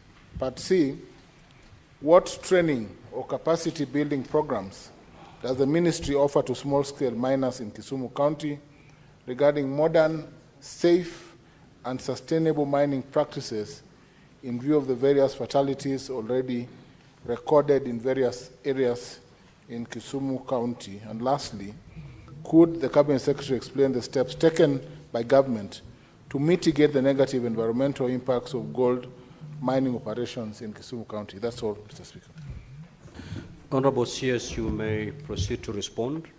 You need not read your response verbatim. You may elect to paraphrase it so that we, in the interest of time, that is.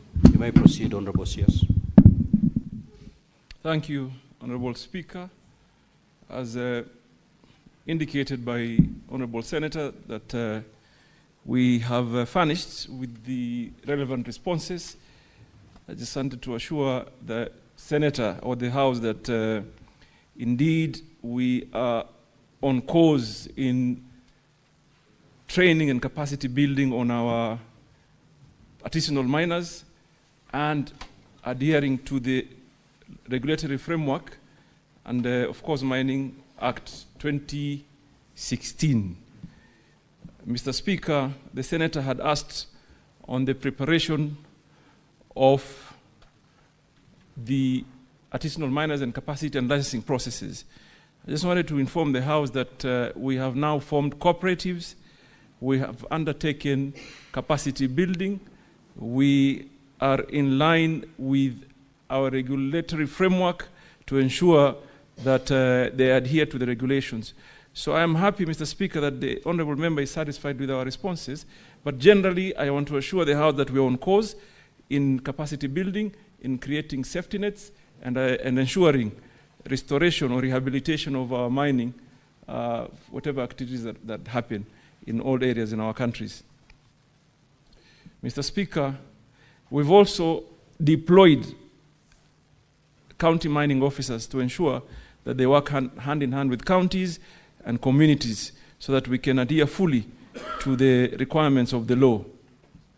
So, in other words, we've not only decriminalized the artisanal activities, but we've also created processes of ensuring they adhere to the rule of law and also are supported accordingly, working with other partners such as NEMA, Ministry of Environment, and Ministry of Cooperative. Mr. Speaker, I submit. Thank you. Senator Tom Ojenda, you may ask your 2 supplementary questions. Mr. Speaker, I have no supplementary question to the CS. I'm satisfied with the response. Thank you, Mr. CS. Senator Wambua. That's a new one coming from Senator Tom. Senator Professor Tom Ojenda.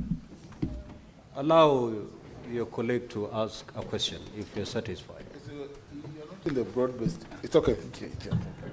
Honorable CS, you may take your seat and then note all the questions, because I'm going to allow a number of the senators to raise questions. Thereafter, you will respond to them at a go. Honorable Wambua. The Speaker, the way Senator Tom is pointing at me, I'm not sure I'm safe. I want protection from you. Senator Tom Ojenda, I have noted your... Senator Tom Ojenda, kindly resume your ordinary seat. Just proceed and do it quietly, please. Proceed, Senator Wambua. Thank you, Speaker, for your protection. Speaker,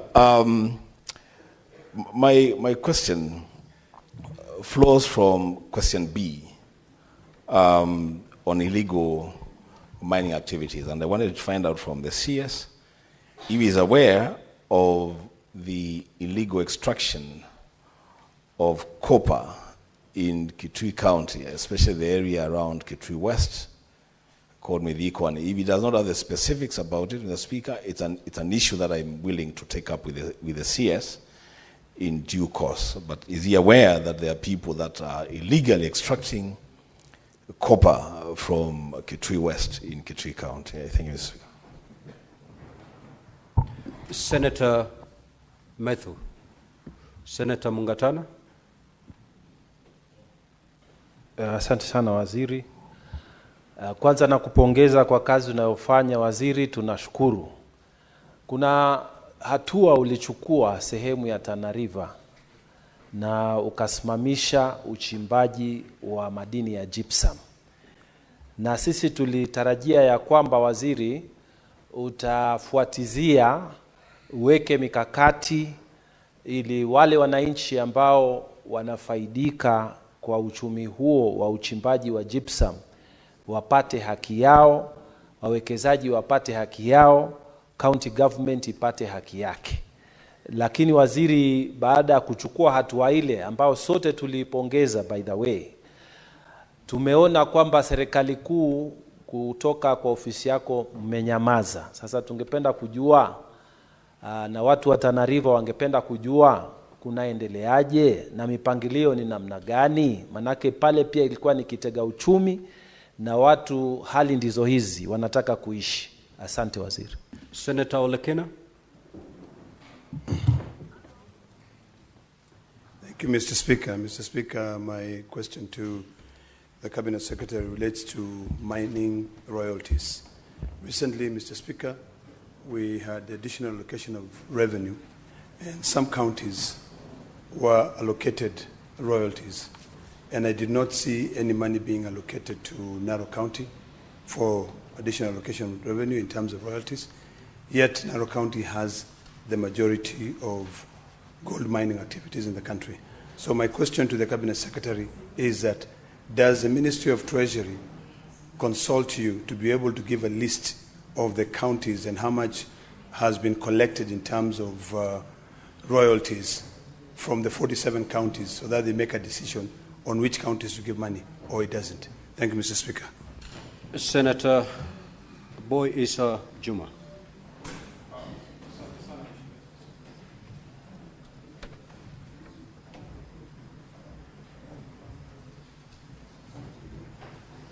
Asante sana Mheshimiwa Spika.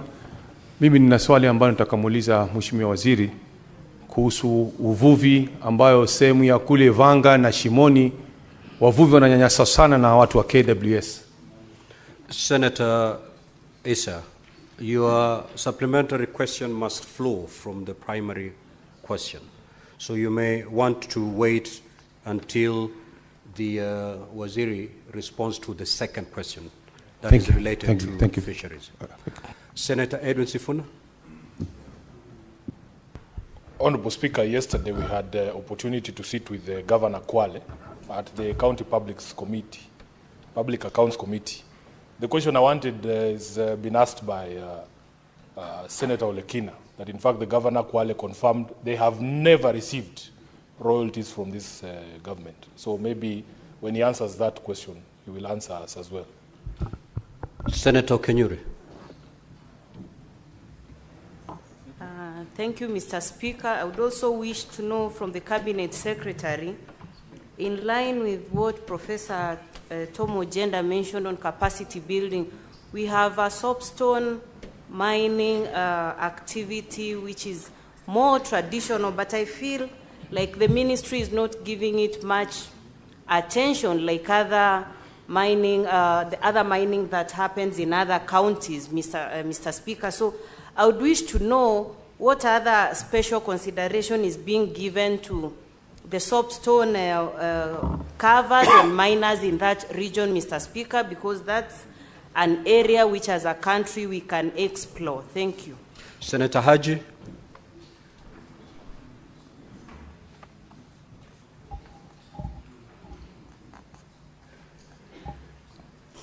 Could I have the mic? Oh, thank you, Mr. Speaker. Mr. Speaker, the Cabinet Secretary had responded to the question by Senator Ojenda regarding environmental impact of miners. In his answer, he did elaborate that miners are required to come up with a management plan of the environment. Could the Senator elucidate further in terms of how the ministry has taken action against miners who leave the environment in a very bad shape after they have conducted their business? Could the minister tell us in detail what is the ministry or what measures the ministry is putting in place to ensure that the environmental impact left by the miners are adequately addressed? Thank you, Mr. Speaker. Honorable CS, you may respond, and you have 3 minutes to do so. Mr. Speaker, if you'll allow me, I would like to start with the last question by Senator Haji, and I think it is an important one. One of the reasons as to why we've had to stop some mining operations, like the gypsum one, it is in the manner where the mining activities had been conducted earlier. Lands have been turned to barren land and abandoned quarries. And it is interesting because the pastoralist communities such as Garissa and Tana River and others suffer lots of losses because of losing livestock that fall into the pits. And that's one of the reasons that's why we have cancelled operations. What we are doing is to enforce. Initially, the ministry did not have an enforcement unit. We had a police unit, an AP unit, but now we have the CI unit that pursue those culprits that did that, and we're taking them through necessary action. So I want to assure you, Senator, there's some cause we are following. Senator Ekunyuri, you asked about soapstone. We treat all miners the same. Artisanal miners, a decision that was made is across all minerals. There's no specific treatment for specific mineral. So I just want to assure you, we have considered all minerals and all practices by artisanals. And all of them have been put in cooperatives and capacity build them so that they can be able to aggregate and access market easily. So even licensing, we use the same procedures, same protocols to ensure everybody gets licensed. Mr. Sifuna asked me about the royalties. I share your concerns, Senator. And I am already now negotiating with my committee of National Assembly to be able to undertake some reform, whereas when royalties are paid, they are disbursed to the rightful places on time, so that communities don't have to depend on Treasury. And obviously, I'll be consulting and seeking your support to be able to amend the law, so that if someone pays royalty, 70% goes to national government, 20% should go to counties, and 20% should go to communities. And CDAC, 1% gross, should directly go to the community. So this is a matter that requires reform in our law, and I'm already in discussion with the relevant committee at National Assembly, and I'll be looking forward to engaging you in Senate. Mr. Olekina, I'm not so sure whether you're right by saying Narok may be the biggest gold producer. We really don't have the data. But that said and done, you still deserve to be paid royalties on time. And Senator, I took the decision of terminating some of the licenses because of failure to comply with royalties payment. And I am glad that you worked with us in Narok and supported us. And now we're in the process of identifying good, reliable companies that will take the liabilities of the pre-reserve companies, pay the communities, fulfill the obligations, and be able to get a fresh license. So I also identify with your sentiments, and this is something that we're doing. Senator Makau, my brother, on Kitui mining, particularly on copper. Kitui is endowed with lots of resources, Senator, and copper is one of the most important critical mineral around the world today. And when we came in, we found that there was a lot of export of copper ore. We took a decision as a ministry. We stopped export of copper ore, and as we speak, there's not a single tonnage of copper that is exported, and therefore we are slowly managing extraction of our copper. What we are doing as a ministry today is to be able to consider the entire value chain, meaning if we have copper deposits in the country, we should be able to move it to copper concentrate and copper cathode to be able to achieve job creation and wealth creation. So, Senator, I assure you, the ones that had been mining earlier, we are pursuing them through our DCI unit. The ones that are doing today, we have now deployed districts mining officers to ensure there's no illegal activities, and we are working with the Ngaos in the districts so that we can be able to tame these mining illegal activities. The Senator for Tana River, Danson Mungatana, umeniuliza mambo ya gypsum, my brother, it is the same problem. Swala lilikuwa lile tu la uchimbaji mbaya wa madini. Na kampuni mingi ambao reapply haziwezi kuqualify kwa sababu waliwacha the mines walikuwa nazo mapema kwa hali ambayo haistahili. So for Tana River tumeshapeana leseni kama 4 hivi za gypsum baada ya ushauriano na the local leadership, mjumbe, MCAs na by extension the county. So kuna operations ambayo imeanza about 4 companies. Nataka kuhakikishia kwamba shida ya mining ilikuwa, hiyo pia inahusisha na Garissa. Watu walikuwa wanachimba gypsum kutumia a mining permit. Mining permit huzungumzi na jamii. You don't need community consent to get a mining permit.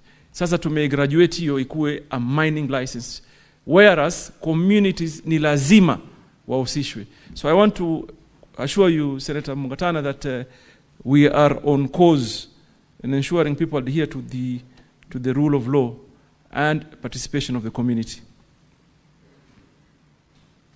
I submit, Mr. Speaker. Thank you, Honorable CS. We'll now move to question number 047 by the Senator for Senator Miraj Abdullahi. You may proceed to ask your question.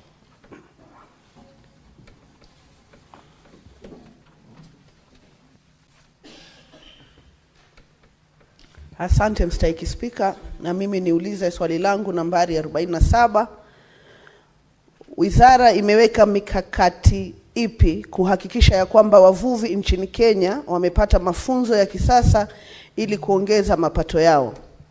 Swali la pili, je, waziri anaweza kutoa maelezo kuhusiana na matumizi ya shilingi bilioni 1 zilizotolewa na idara ya masuala ya kimataifa ya serikali ya Canada, Global Affairs Canada, kufadhili mradi wa wanawake wanaoshiriki katika biashara za baharini maarufu kama Investing in Women in the Blue Economy in Kenya, IWBEC project, na kuweka wazi majina ya kampuni na vikundi vilivyofaidika, kaunti wanazotoka, waliofaidika, fedha walizopokea na lini walipokea fedha hizo?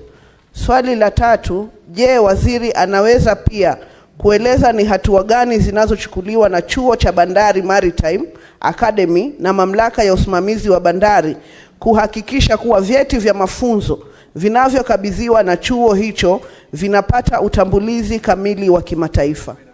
Asante.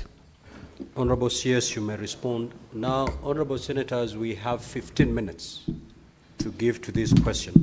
And therefore, Honorable CS, just like you did to the first question, paraphrase your response so that we allow as many senators as we can to ask some supplementary questions. Asante Mheshimiwa Spika.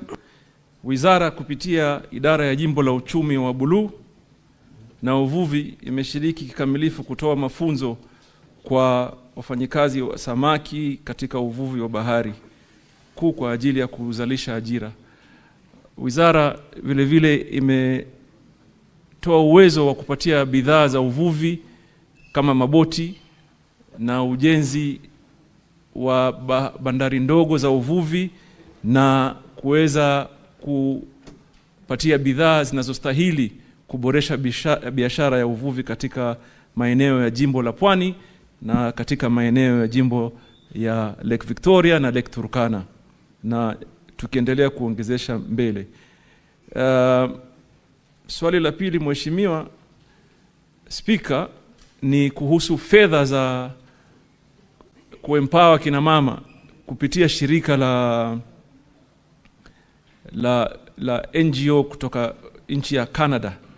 Mheshimiwa Spika, ripoti ambaye niko nayo ni kwamba shirika hili lilijituma likatafuta senti kutoka serikali ama wafadhili wa Canada takriban bilioni 1. Baada ya kutafuta hiyo wakaanza kupeana grants ama msaada kwa vikundi vya kina mama viliomo katika jimbo la Lake Victoria na jimbo la Pwani. Na habari ambaye wizara iko nayo ni kwamba walifanya vetting, wakatambua wale the beneficiaries na wakapeana paka sasa takriban milioni 403 million shillings kwa vikundi tofauti vikiwemo vikundi vya Mombasa, vikundi vya Kwale, Kilifi, Lamu, Busia, Siaya, Kisumu, Homa Bay na Migori. Kile kitu ambacho ningependa kuambia nyumba hii Mheshimiwa Spika ni kwamba NGO inapofanya kazi haihusishi sana vyombo vya serikali. So hatujaweza kupata the detailed expenditure ama ile pesa vile zitumika kikamilifu kwa wanawake ambao walisaidiwa na msaada huu. Lakini na maybe ni kualika tu Senate maybe to engage the NGO directly to maybe they'll open up more. But kwa sasa walitupatia habari ambazo tulizonazo kwamba wametumia pesa kiasi hii na vikundi kiasi namna hii vya Mombasa na vya Lake Victoria na Kilifi na wengineo. Swali la tatu ni kuhusu Bandari Maritime Academy, vipi vinavyofanya mafunzo na recognition issues. Nataka kuambia Mr. Speaker kwamba Bandari Maritime Academy imekuwa whitelisted na IMO, which is a very good step forward kuanzia. Nchi yetu ambayo inahitaji kufanya sahihi ni negotiate na nchi zingine for recognition of our COCs or certificate of competencies. Nataka kuambia Mr. Speaker kwamba tumesha negotiate na nchi mingi tu. Kwa sasa tumesign na nchi 4, lakini hivi majuzi nilikuwa Denmark kushirikiana na my counterpart kule kusign. Tuna negotiate now na EU na the Americas largely so that we sign a memorandum of understanding katika recognition ya our learning institutions. But kitu cha muhimu ni kwamba we are whitelisted by IMO. So we are on the positive space. I submit. Senator Miraj.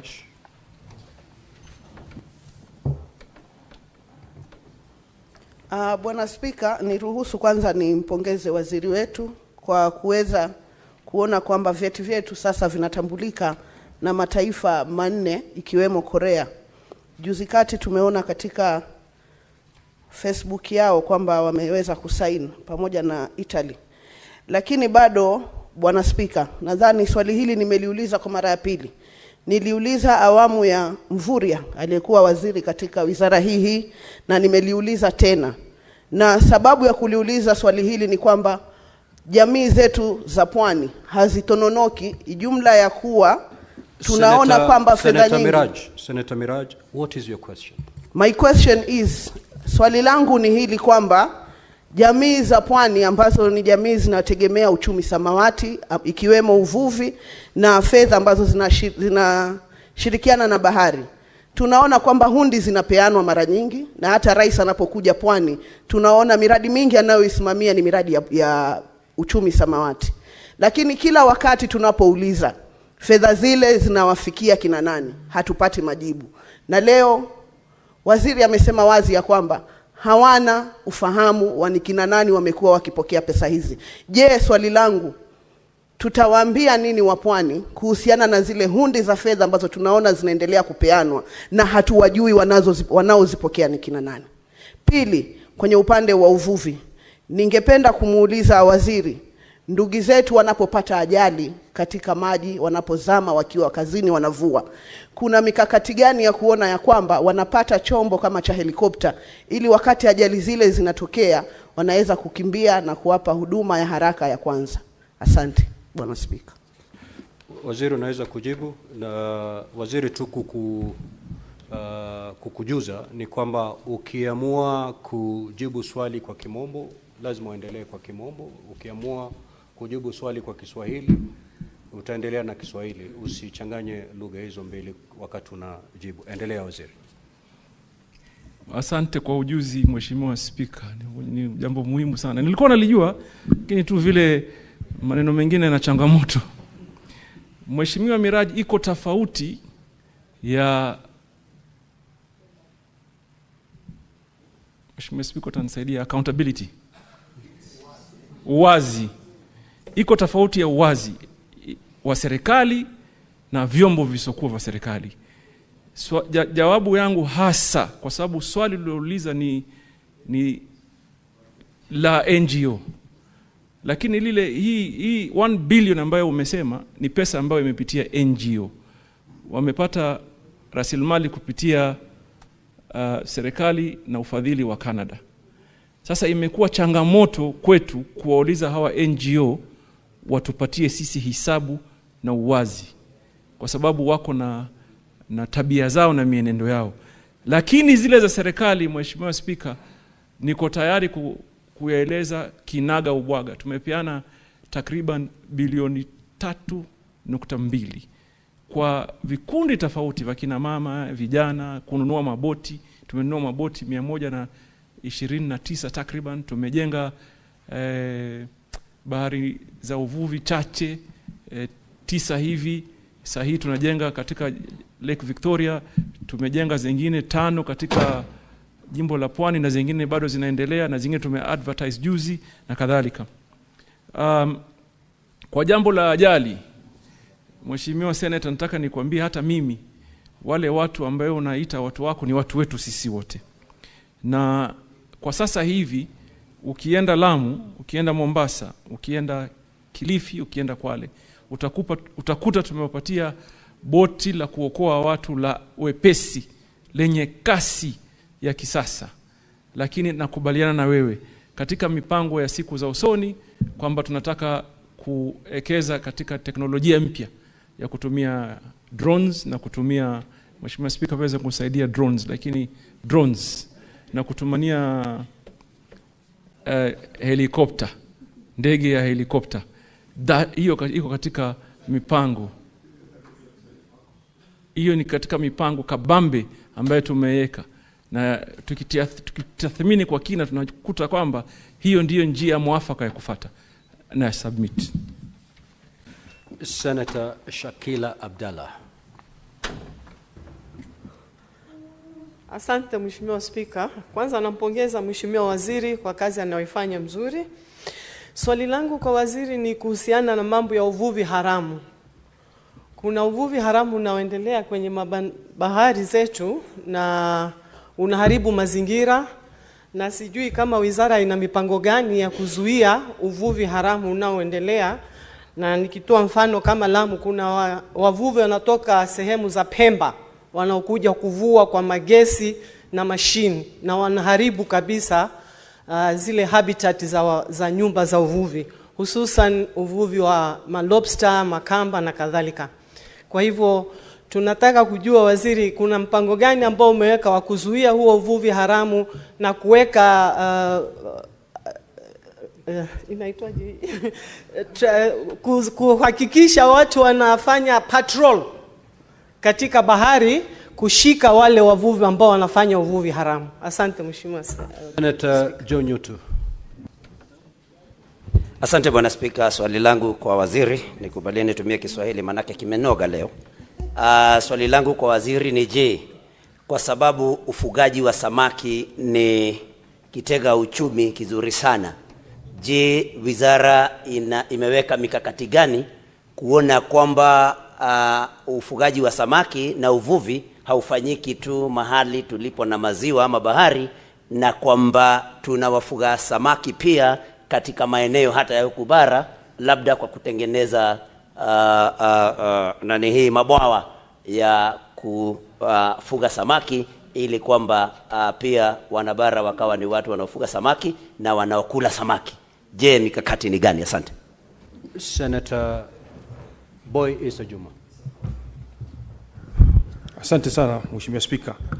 Kwanza napenda kumpongeza Mheshimiwa Waziri hivi juzi kule Migori kuhusu habari ya mambo ya uvuvi na hivyo soko mpya zilizojengwa.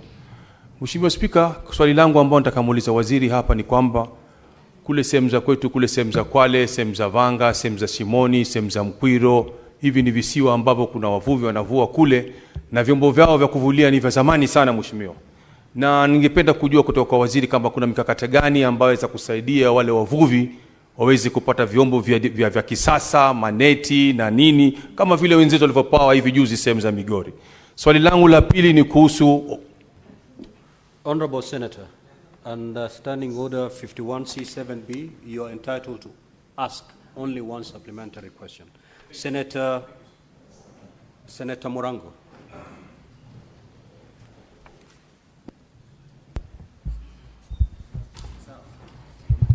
Asante sana Mstahiki Spika. Mstahiki Spika, kulingana na order ya nakala ambayo tumepewa na waziri, kuangalia zile kaunti ambazo ziliweza kupata kufaidika na ule mgao ambao ulikuwa umepewa, hata kama ilikuwa ni fedha ya mashati kutoka Canada. Kuna manziwa, baadhi ya manziwa makubwa, na mojawapo ni lile ziwa la Turkana, ambao pia wako na matatizo yao na wangependa kufaidika. Na kwa sababu hawakuwa katika order ambayo ni tuko nayo siku ya leo, mipango gani ulio nayo waziri kuhakikisha kwamba wale wenyeji wa kaunti ya Turkana na Marsabit ambao ndio wenyeji wa ziwa Turkana wanafaidika pamoja na maziwa mengine 23 ambao tulio nayo hapa Kenya? Asante sana Mstahiki Spika. Senator Eddie. Thank you, Mr. Speaker. Proceed, we're short of time. Proceed, Senator Eddie. Mr. Speaker, in the language you're comfortable with. Proceed. I'm not sure whether Senator Nyutu has just proceed to ask the question, Honorable Senator. Thank you, Mr. Speaker, and I want to thank the CS for great work that he did in the last 1 week in the counties that comprise the blue economy of Nyanza.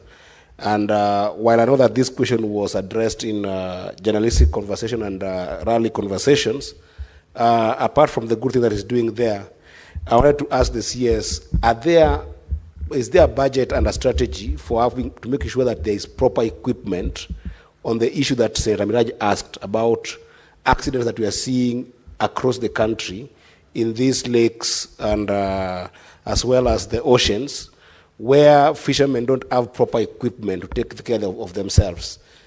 Because, Mr. Speaker, it's not just proper to help them when they have capsized, but we preventing.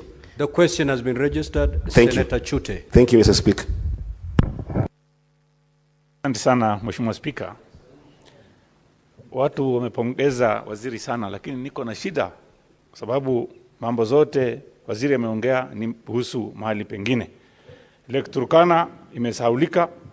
Nataka kuuliza waziri, tuko na rasilimali Marsabit County, tuko na dhahabu ambaye inatoka Moyale, tuko na ziwa ya Turkana ambaye tunapeleka samaki kule Kongo.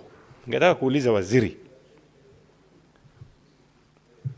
atasaidia sisi namna gani kuhusu ziwa Lake Victoria, watu wetu wapate usaidizi ambaye wataweza kutoa samaki kwa njia ya haraka.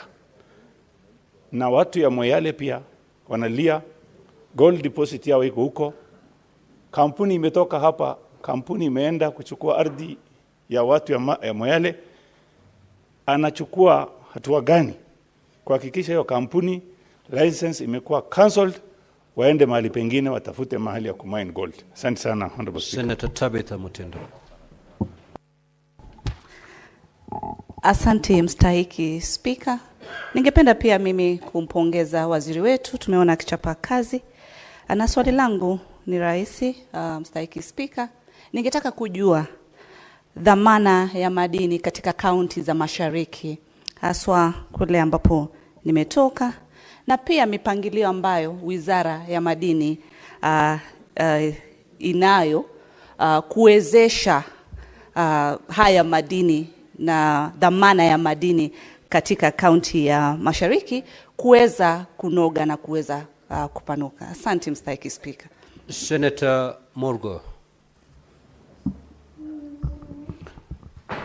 Asante sana Bwana Spika. Ningependa kuuliza waziri juu ya uchimbaji wa migodi ama gold katika West Pokot, kama anajua uharibifu unaoendelea, kwamba shimo zinachimbwa kila pahali bila watu kujali kufunika, na ya pili wanapeleka mchanga. Senator Morgo, your question has been registered. Don't add another one. You're not entitled to that.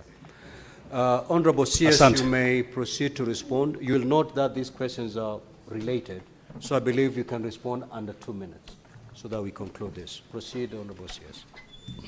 Mheshimiwa Spika, maswali yameulizwa ni maswali ya muhimu sana katika hali ya kulinda rasilimali ya kitaifa. Na kwa ujumla tu nafasi ya rasilimali isipotumika inaweza kutumika kiuharibifu. Na ndio maana tumeweka mikakati kabambe. Kwa mfano kama kaunti ya Lamu, sahihi tukiwa tunazungumza, tunapanga mipango ya kutengeneza maboti ya kuenda masafa marefu, na yakirudi tuwe na bandari hasusan za samaki kuweza kuwasaidia katika utengenezaji samaki na kuhifadhi. Swali lingine la muhimu nimeulizwa, kwa nini tunaangalia tu maeneo ambayo yako na maziwa ama bahari. Umuhimu tuelewe kwamba hata sahihi ile Center of Excellence ambayo tuko nayo iko hapa Nyeri, hapa Sagana, ambayo inafanya uzalishaji wa samaki na utafiti na mafunzo ya samaki. Na Mheshimiwa Spika, naweza kukupatia mshtuko kiasi kwamba ujue hata hii Nairobi samaki wengi ambao wanakuja katika soko hili ni samaki ambao wanafugwa katika maeneo ambayo hakuna ziwa na bahari. Na ile habari mzuri zaidi, siku zingine nitawaalika katika maeneo ya Kakamega na niwaonyeshe vile watu wanafuga, kina mama wanafuga samaki na baadaye wanawapeleka katika kiwanda, wanatengenezwa, wanakuja katika maeneo haya. So rasilimali ya uchumi wa blue, Mheshimiwa Spika, ni kubwa sana. Na ukweli wa mambo ni kwamba hatujawahi kuipatia kipaumbele ambacho kinastahili. Lakini sahihi tuko na mikakati kabambe ya kueleweka. Kwanza kuwapatia uweza wavuvi na jamii zinazoishi katika maeneo hayo, na kuwafunza jamii ambao zinaishi katika maeneo tofauti mbinu na namna za kuweza kupata faida katika maeneo haya. Mheshimiwa Spika, hayo ndio yale maswali uliuliza Kiswahili. Sasa ingine ni Eddie had asked a question on budget and strategy and equipping, particularly in the area of Lake Victoria in matters rescuing and searching. I want to assure you that our ministry has a budget. We have a contractor on site. We're building the first state-of-the-art search and rescue center in Kisumu, and we are going to equip it with equipment that will fit into the demands of the moment. So I realize, and I have had a conversation with a lot of critical players in the industry, and the number of our fisher folk that we lose every year is shocking. and unbelievable. And we cannot attempt to deploy the same strategy and achieve different results. So you are right on developing a strategy that works, what would work today. So air rescue is critical. I had already directed, and the President is in concurrence with our plan, that we must deploy air rescue in the Lake Victoria and in the coastal region, of our Indian Ocean. Mr. Speaker, we have a responsibility of ensuring we secure our valuable resources as a country. Blue economy is one, and mineral is the other. For far too long, we've had a lot of illegal activities in all those areas. In Pokot, for example, in Turkana, in Migori is even worse, in Kwale, in Taita Taveta, in Tarakanidi here, where we are blessed with critical future minerals. We have people all over the place doing some illegal activities. But I can tell you, we are on a mission to ensure we follow them, we pursue them, not just to arrest them, but also pursue their accounts so that we can confiscate their gains illegally and make it public property. We have completed our area geophysical survey. We know our occurrences as a country. We know which minerals we have, where they are. What the ministry is doing today is a narration on our ground truthing. The asset in terms of value, in terms of viability, and whether it makes sense for a larger investment. So I want to assure the House, Mr. Speaker, is that we have a plan, and we are sticking to the plan, and we are executing the plan. Where we need to possibly reform our laws, I'll come back here and consult with my relevant committees. My chairman, Eddie, a wonderful young senator from Migori, a man that I know very well. We work well together. We will work to ensure that at committee level and the Senate we engage to reform so that we meet the current demands going into the future. I submit, Mr. Speaker.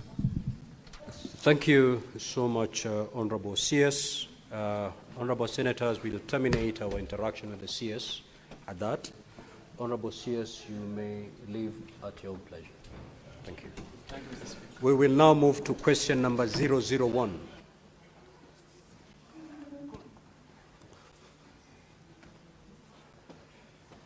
Clerk, kindly usher in the Honorable CS.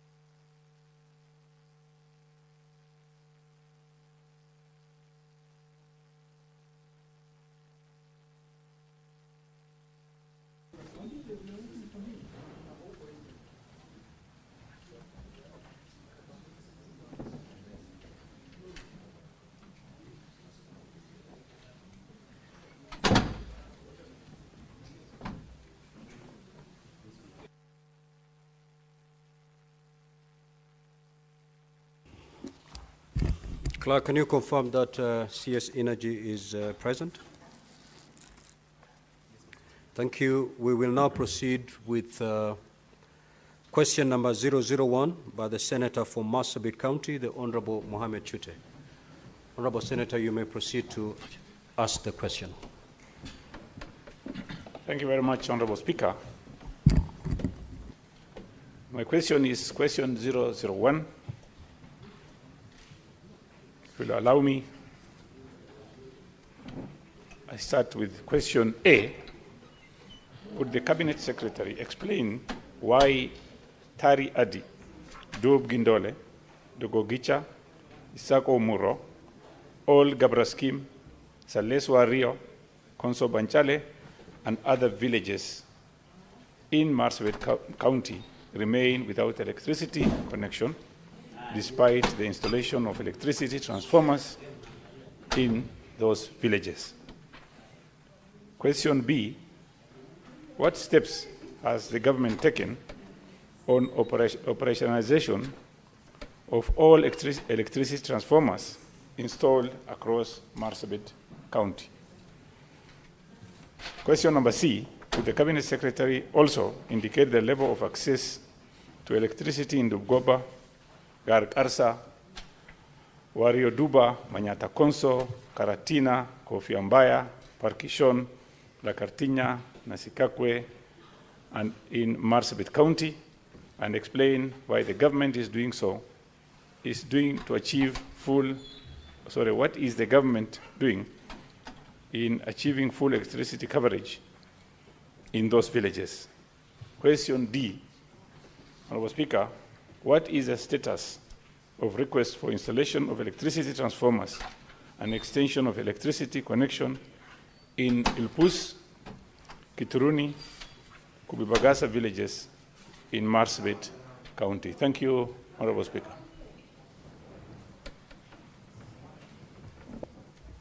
Welcome, Cabinet Secretary, and please you can proceed and answer. Thank you, the Honorable Speaker. First, for your indulgence, I was supposed to have been here first thing in the morning, but I did agree with my colleague, CS John Mbadi, that we swap the times because he had some other engagement elsewhere. Honorable Speaker, before I go to specific questions raised by the Honorable Senator Mohamed Chute, let me make some general statement that Marsabit County is among those counties, especially in the northern corridor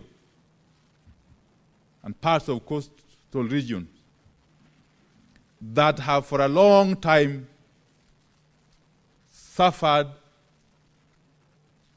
historical marginalization. The county of Marsabit, among other counties in that region, have been left behind by the successive administrations since our independence. And this has made them not to be able to compete effectively with the rest of the country, and especially on matters electrification. And that's why this administration under President William Ruto has taken a deliberate step to ensure that affirmative action is applied to bring parity, to achieve equity, insofar as development is concerned generally, but specifically to ensure that matters electrification is dealt with in an equitable manner. Honorable Speaker, therefore this administration has adopted a multi-pronged approach, and specifically for Marsabit County. This entails, first and foremost, ensuring that Marsabit County is connected to the national grid. We want to ensure that Marsabit County is connected to the national grid for the first time since independence. And how? One, by constructing a transmission line 45 kilometers from Loyangalani wind power farm to Loyangalani town. A project that has delayed inordinately, but a project that we are now able to commit that come December this year shall be complete and we shall commission it. Honorable Speaker. Honorable Speaker. That will enable Loyangalani town and its environs to enjoy power, quality, affordable, and reliable power for the first time from the national grid. Honorable Speaker, it is not conceivable that power can flow all the way from Loyangalani wind farm, all the way from Loyangalani to Suswa, here in Narok, bypassing the entire swath of Marsabit land. It's not conceivable. And that is what we want to correct under this administration, Honorable Speaker.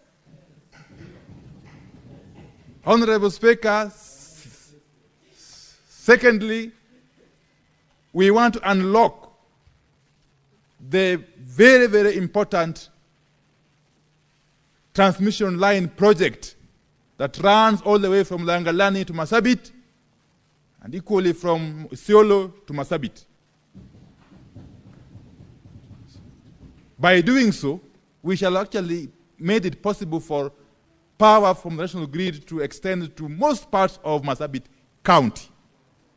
That project, which is being financed by Exim Bank of India, is at the tail end of actually conceptualization. What has delayed it a bit is just the matter of the scoping, which had to happen. And we are more than convinced, because as we speak, Exim Bank is going through the paperwork. And we are more than convinced that before the end of this year, we shall do a groundbreaking.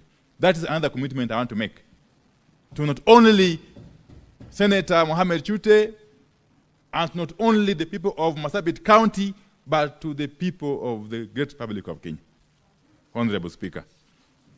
Honorable Speaker, Marsabit County, which is comprising of 4 constituencies, that is Saku, Moyale, North Hor, and Laisamis, has got one of the most interesting disparities, if I may call it so. Because in terms of access to electricity,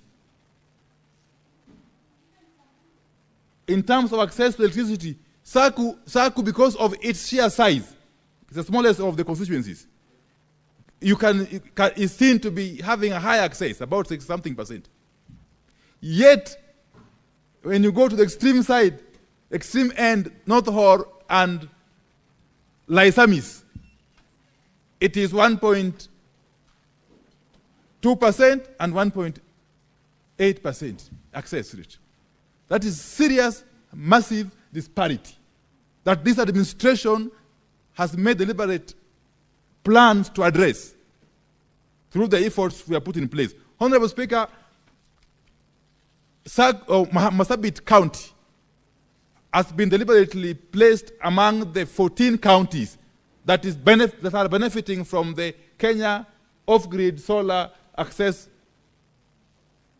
Program or project, the COSAP.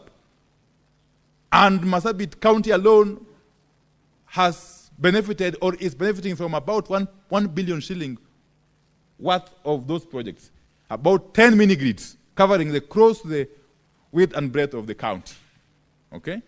And some 6 or so boreholes. Honorable Speaker. So allow me, therefore, and I've already spoken to my good friend, the Honorable Senator, Mohamed Chute, that I will be engaging him further, offline, over and above this formal presentation. I will be engaging him further, together with other leaders from the county, to ensure that we fast-track these projects. That is one of the commitments that I have to make before this Honorable House. So therefore, Honorable Speaker, allow me, and I don't want to actually belabor the point, because I have already submitted the answers.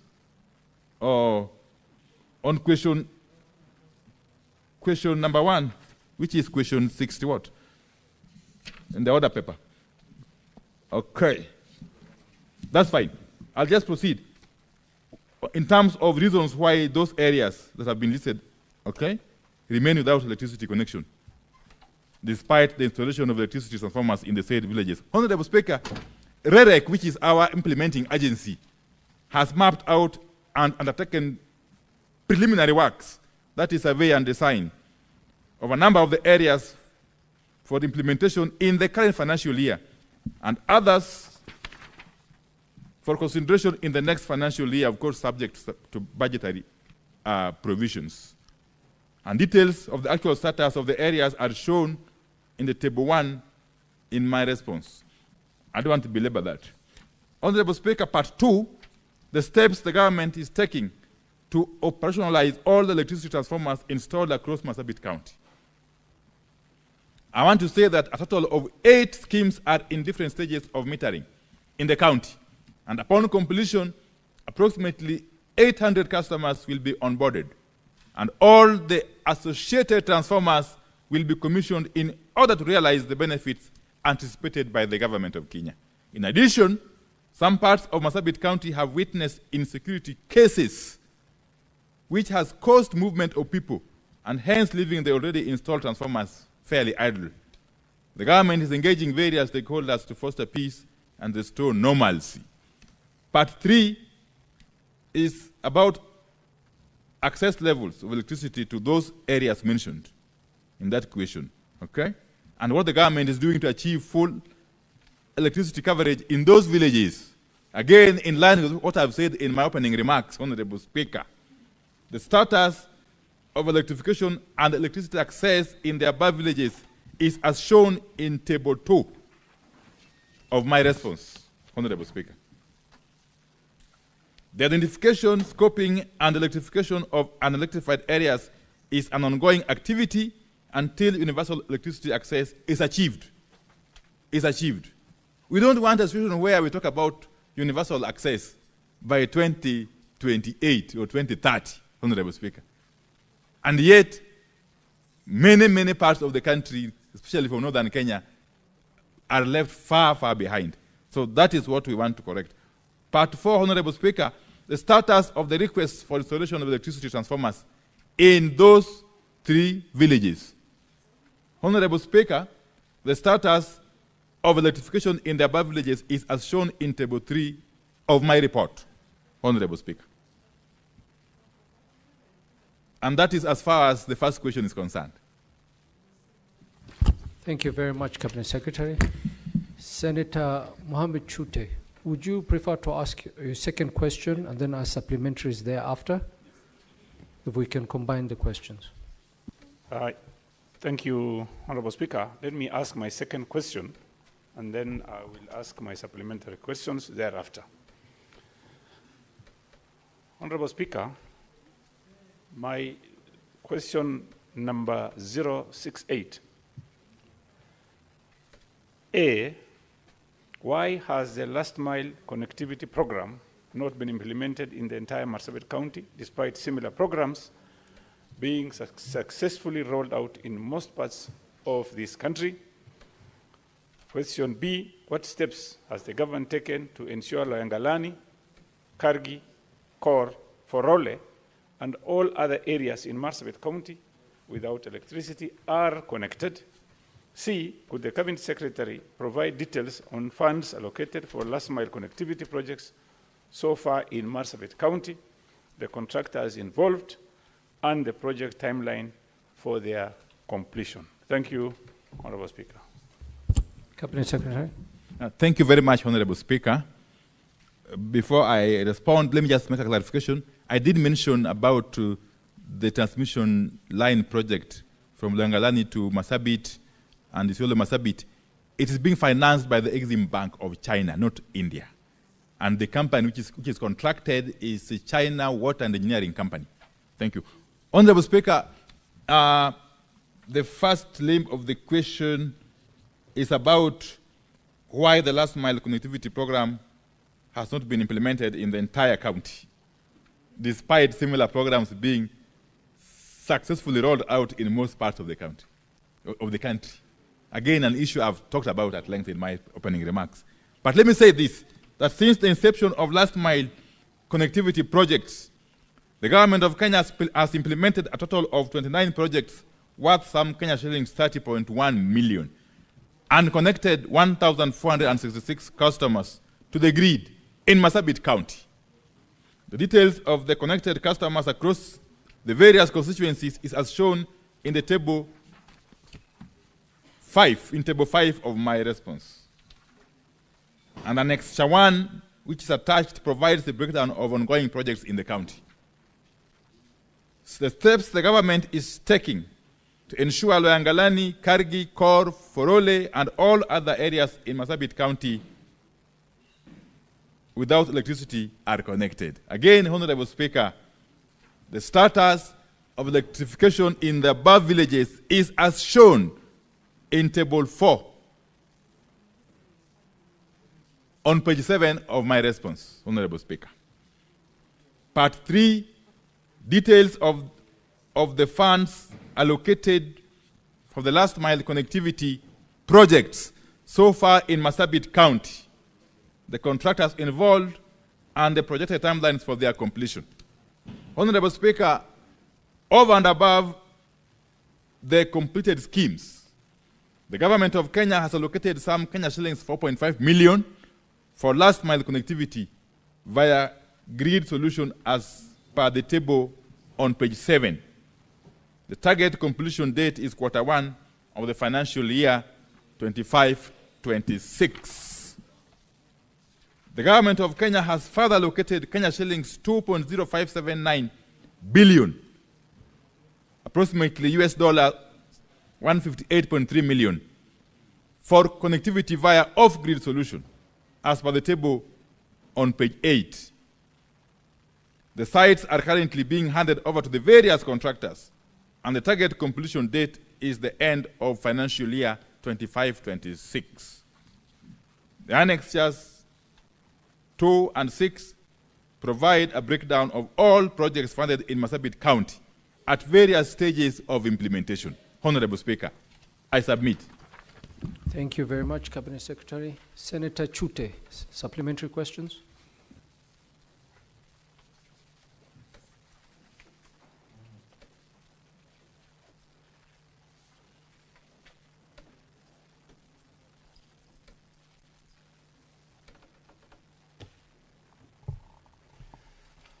Honorable Speaker, I'm really impressed by the CS, and I don't have any further supplementary question. I will follow whatever questions I'm going to have. I'll be having a meeting with him, maybe on Tuesday, and thank you very much, Bwana CS. I really appreciate what you've done.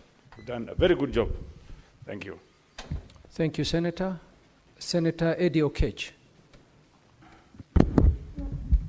Mr. Speaker, just to steal 30 seconds from Senator Chute, that today it was the experts who are coming in the House, and you've seen that in all instances, experts have answered their questions very well to the extent that there is no supplementary questions. But that said, Mr. Speaker, I wanted to ask the CS for energy on its last mile connectivity project. Is there a proper strategy that integrates the prioritization of projects with areas that are facing serious insecurity and they are remote areas that then needs a bit of lightening to be a bit of lighting those villages and homes to be able to deal with the insecurity? In particular, Mr. Speaker, for Migori County, if you look at an area like Gwitembe, where we have got in Kuria, Mr. Speaker, there is no proper electricity in those areas. If you look at a place called Apida in Migori Town, a place called Mabera in Suna East, Mr. Speaker, as well as a few pockets of areas that I would be very keen on, like Wangirabosa, as well as places in Kokelo, in central Kanyamkago. And lastly in Rongo and Awendo areas, there are places that have got serious pocket of insecurity that I wish that the CS gives us an idea of prioritizing those areas in terms of giving them electricity so that they can be able to improve security in those areas. I thank you, Mr. Speaker. Senator James Kamau Murango. Yes, asante sana Mr. Speaker. Swali langu ambao litaenda kwa waziri ni moja tu, kwa sababu kama eneo la Gichoko katika Kirinyaga unapata ya kwamba kuna nguzo ziliwekwa miaka 3-4 za stima ambayo haijawahi kamilishwa, kama ile inaitwa Getemani na maeneo mengine katika eneo la Kirinyaga. Sasa nilikuwa nauliza waziri kama hako na mipango ambayo imenakiliwa ya kufanya kuhakikisha kwamba stima zinafika kwa wale ambao wanahitaji stima katika maeneo bunge yote, na kama iko tunafaa tufuatilize wapi? Kwa sababu Mr. Speaker, kama mimi seneta wa Kirinyaga, mimi mwenyewe nililipia transformer miaka 3 iliyoisha. Miaka 3. Maafisa wenye wanafaa kupigiwa simu na kuchukua ili tuweze kufuatilia, wachukuangi simu zetu. Sasa kama mimi mwenyewe nahangaika kupata stima, swali ni mwananchi wa kawaida atawezaje kupata stima? Hiyo ndio swali langu Mr. Speaker. Senator Senior Counsel Mugeni. Thank you, Waziri. I wanted to ride on the question by Senator Chute and ask a supplementary question to Waziri.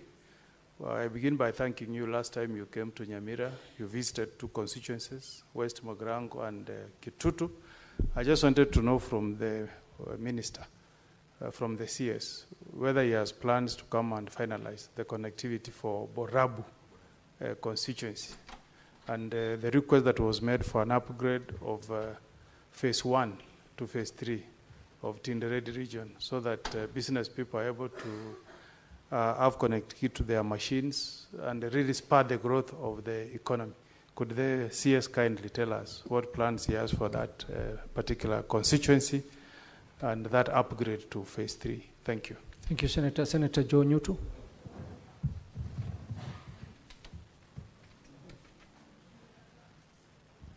Thank you, Mr. Speaker. And before I put my question to the Honorable CS, it's important, Mr. Speaker, because we are in an honorable house, that we separate things that we say in political arrears with what we say here.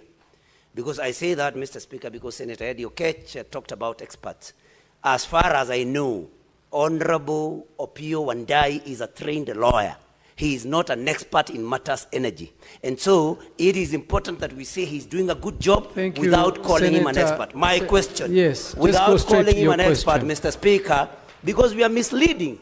There are students waiting. Senator, there are students here. Senator. Yes, Mr. Senator, I gave you an opportunity to ask Fine, a let me ask my question. So it please just ask the question. I was just setting the ground. So, Mr. Speaker, my question to the Honorable CS is, and I am very impressed, by the way, by the... Mr. Speaker, can I be heard in silence? Senator I'm Eddie, very impressed. Senator Eddie, what is your point of order? Mr. Speaker, I'm standing on 105 in terms of the misrepresentation of facts, Mr. Speaker.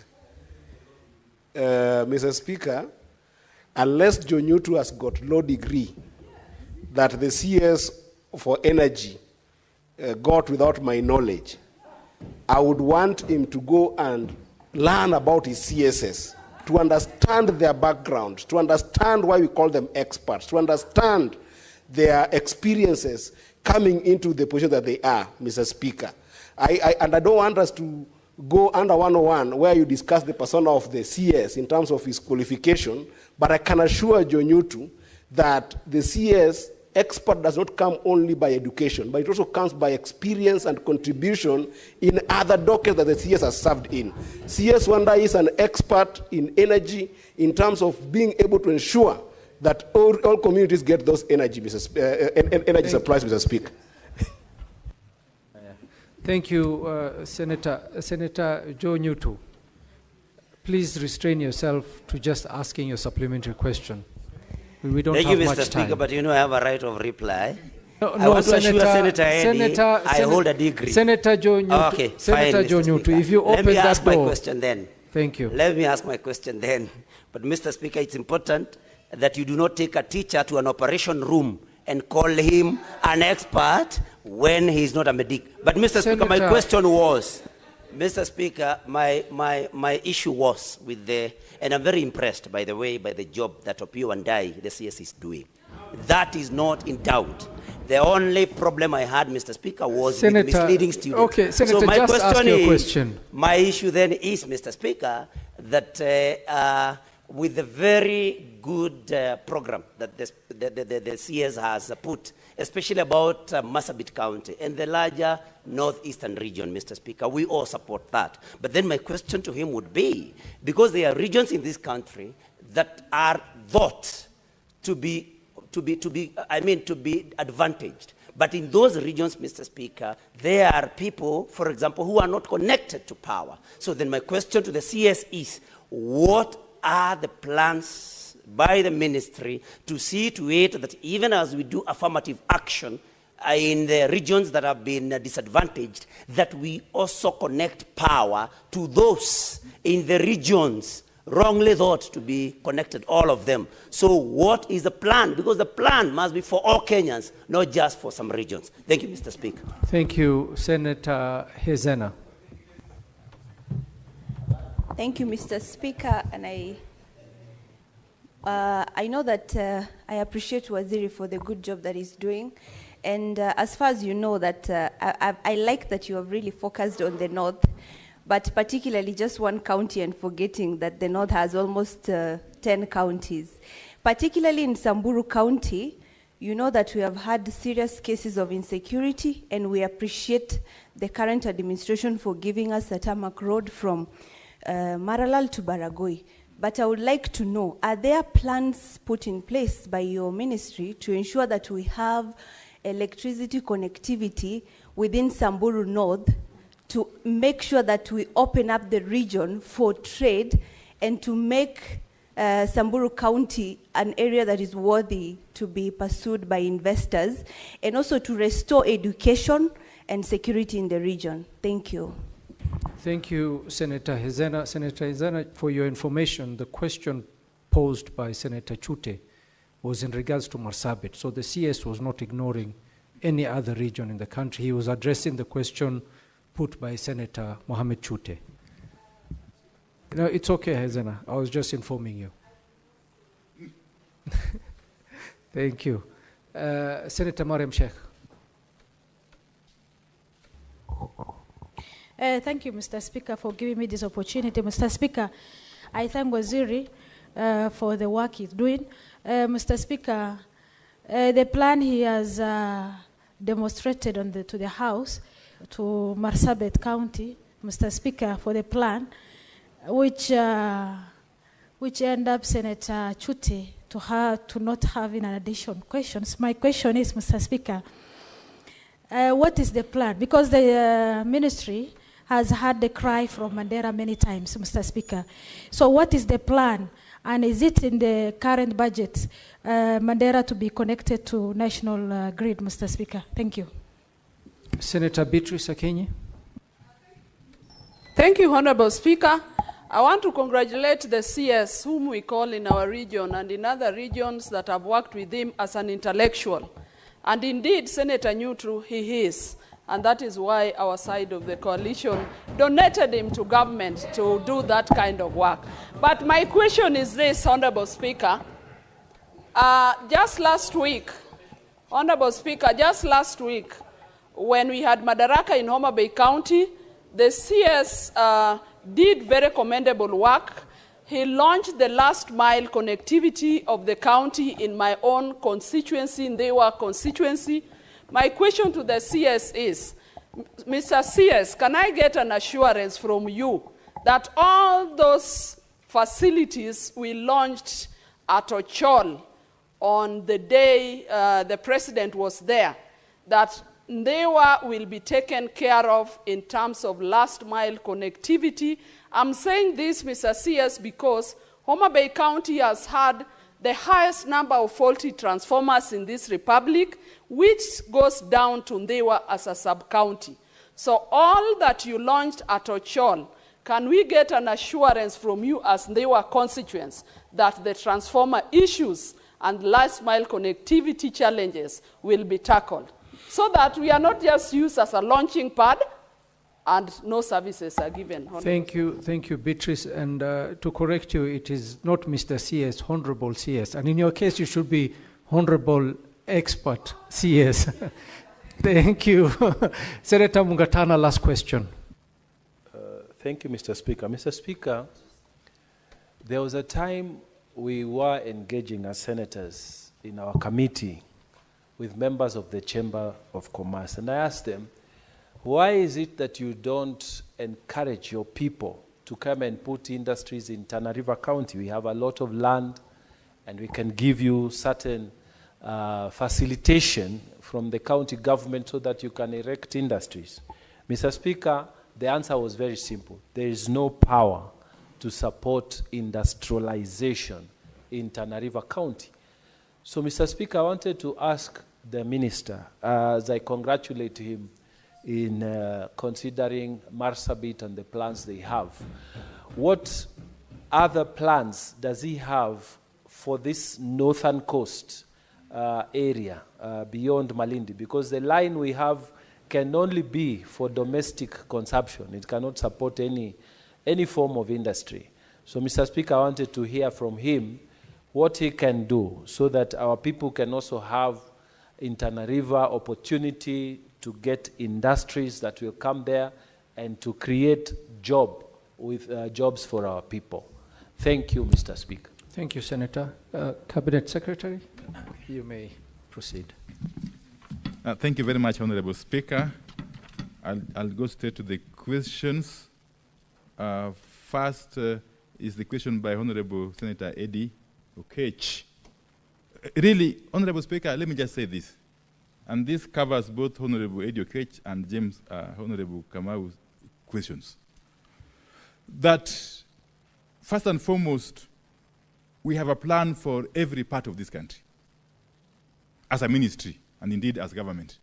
Every county, every constituency, every ward is factored in our plan. And therefore, and secondly, Honorable Speaker, in implementing our plan for electrification countrywide, we have adopted a strategy to engage very, very closely with the elected leadership. There is no prioritization that we do without consulting the local leadership, and especially members of parliament, both National Assembly and Senate. Many a time you have seen me hosting delegations of MPs from various counties. That is part of the consultative process that then arrives at prioritization. So the areas that are insecurity prone of Migori County, and the areas I'm very conversant with, Honorable Speaker. Yeah, there are areas we are definitely dealing with in consultation with the local leadership, led by Eddie Okech, Senator, my good Senator of Migori. Similarly, the issue of Kichugu in Kirinyaga County. It's unfortunate, perhaps, that there are poles which have been lying idle for some time, and that there is payment for transformers, which is yet to materialize, Honorable Speaker. This is an issue, of course, I will be taking up with the relevant agencies in my ministry, but I want to encourage Honorable Senator Nyutu to not shy away. Just come forward and visit me in the office. Yes, and I will deal with this matter conclusively. Honorable Senator Okongo Mugeni, it is indeed true that I made a visit to part of Nyamira County a couple of months ago, and that I left out Borabu on account of time constraints. I have got plans to not only go back to Borabu constituency in Nyamira County, but indeed to go to Kisii County, the neighboring Kisii County as well, and cover all the constituencies in the fullness of time, as a way of acquainting myself with the situation on the ground, but also dealing with the issues that arise therefrom. Honorable Senator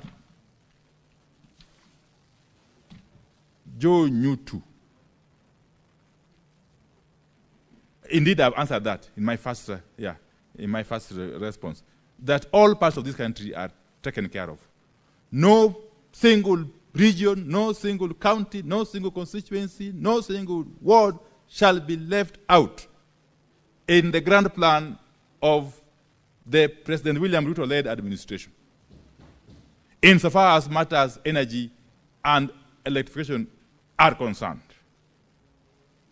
Even though we are aware that there are a number of areas which have been left behind for a long time, as we apply affirmative action to those areas, we shall not ignore those other areas that are perceived to be advantaged. We shall apply equity, in short. Equity. And every part of the country shall feel involved. The Honorable Senator Hezena, as I mentioned in my opening statement, Marsabit is just part of the wider northern Kenya region and parts of upper coastal region that have been disadvantaged for a long time. If you may recall, Honorable Speaker, not very many months ago, His Excellency the President did preside over the contract signing for the COSA project, a project that is going to take up to about 12 billion Kenya shillings, funded by the World Bank. And Samburu County is benefiting from that project. In addition to other plans that we have for not only Samburu County, but all other counties in that region, and indeed the rest of the country. Cabinet Secretary.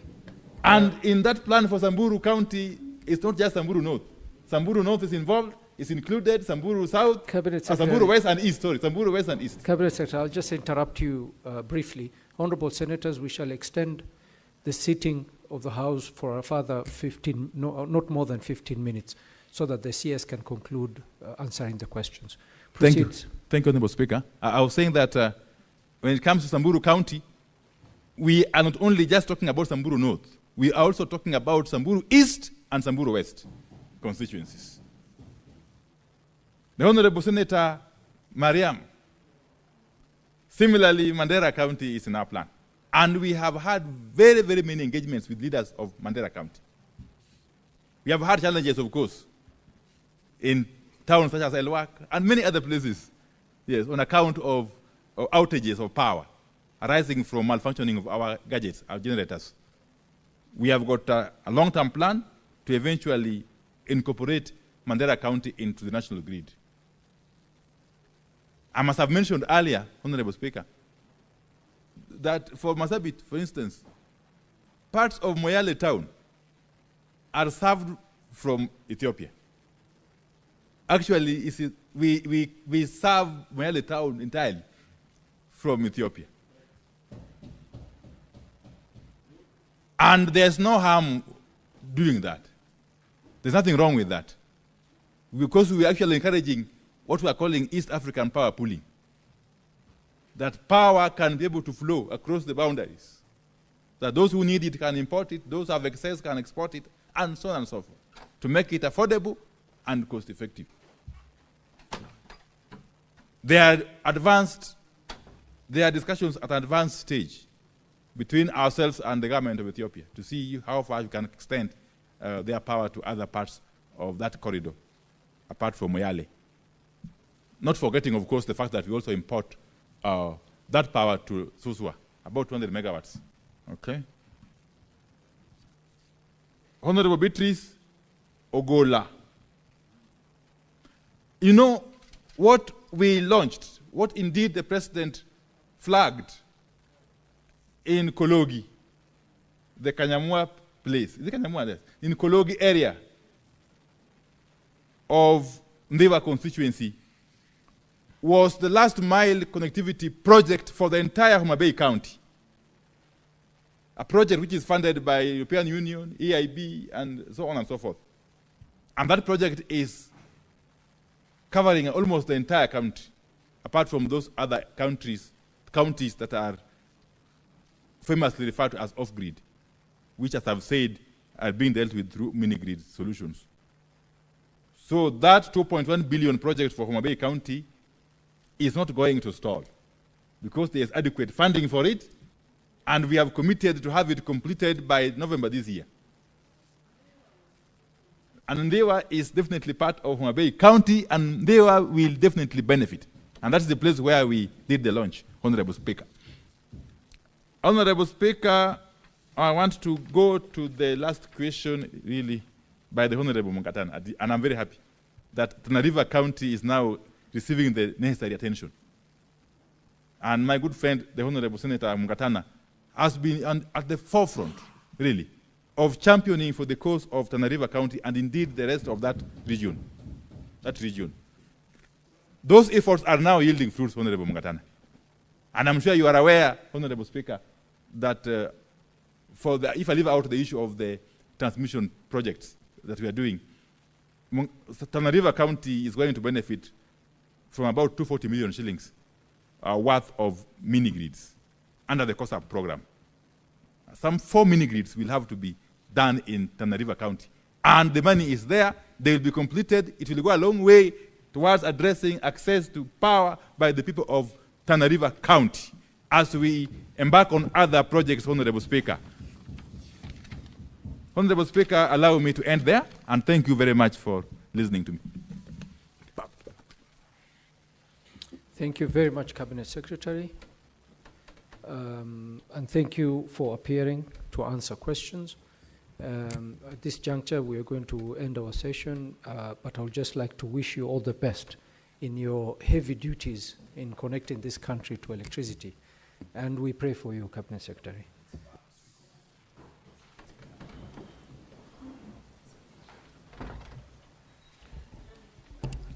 Honorable Senators, it is now 1:04 p.m. and having concluded the business for which I extended the hours of sitting pursuant to Standing Order 34-2A, the Senate stands adjourned until later today, Wednesday, 4th June 2025 at 2:30 p.m.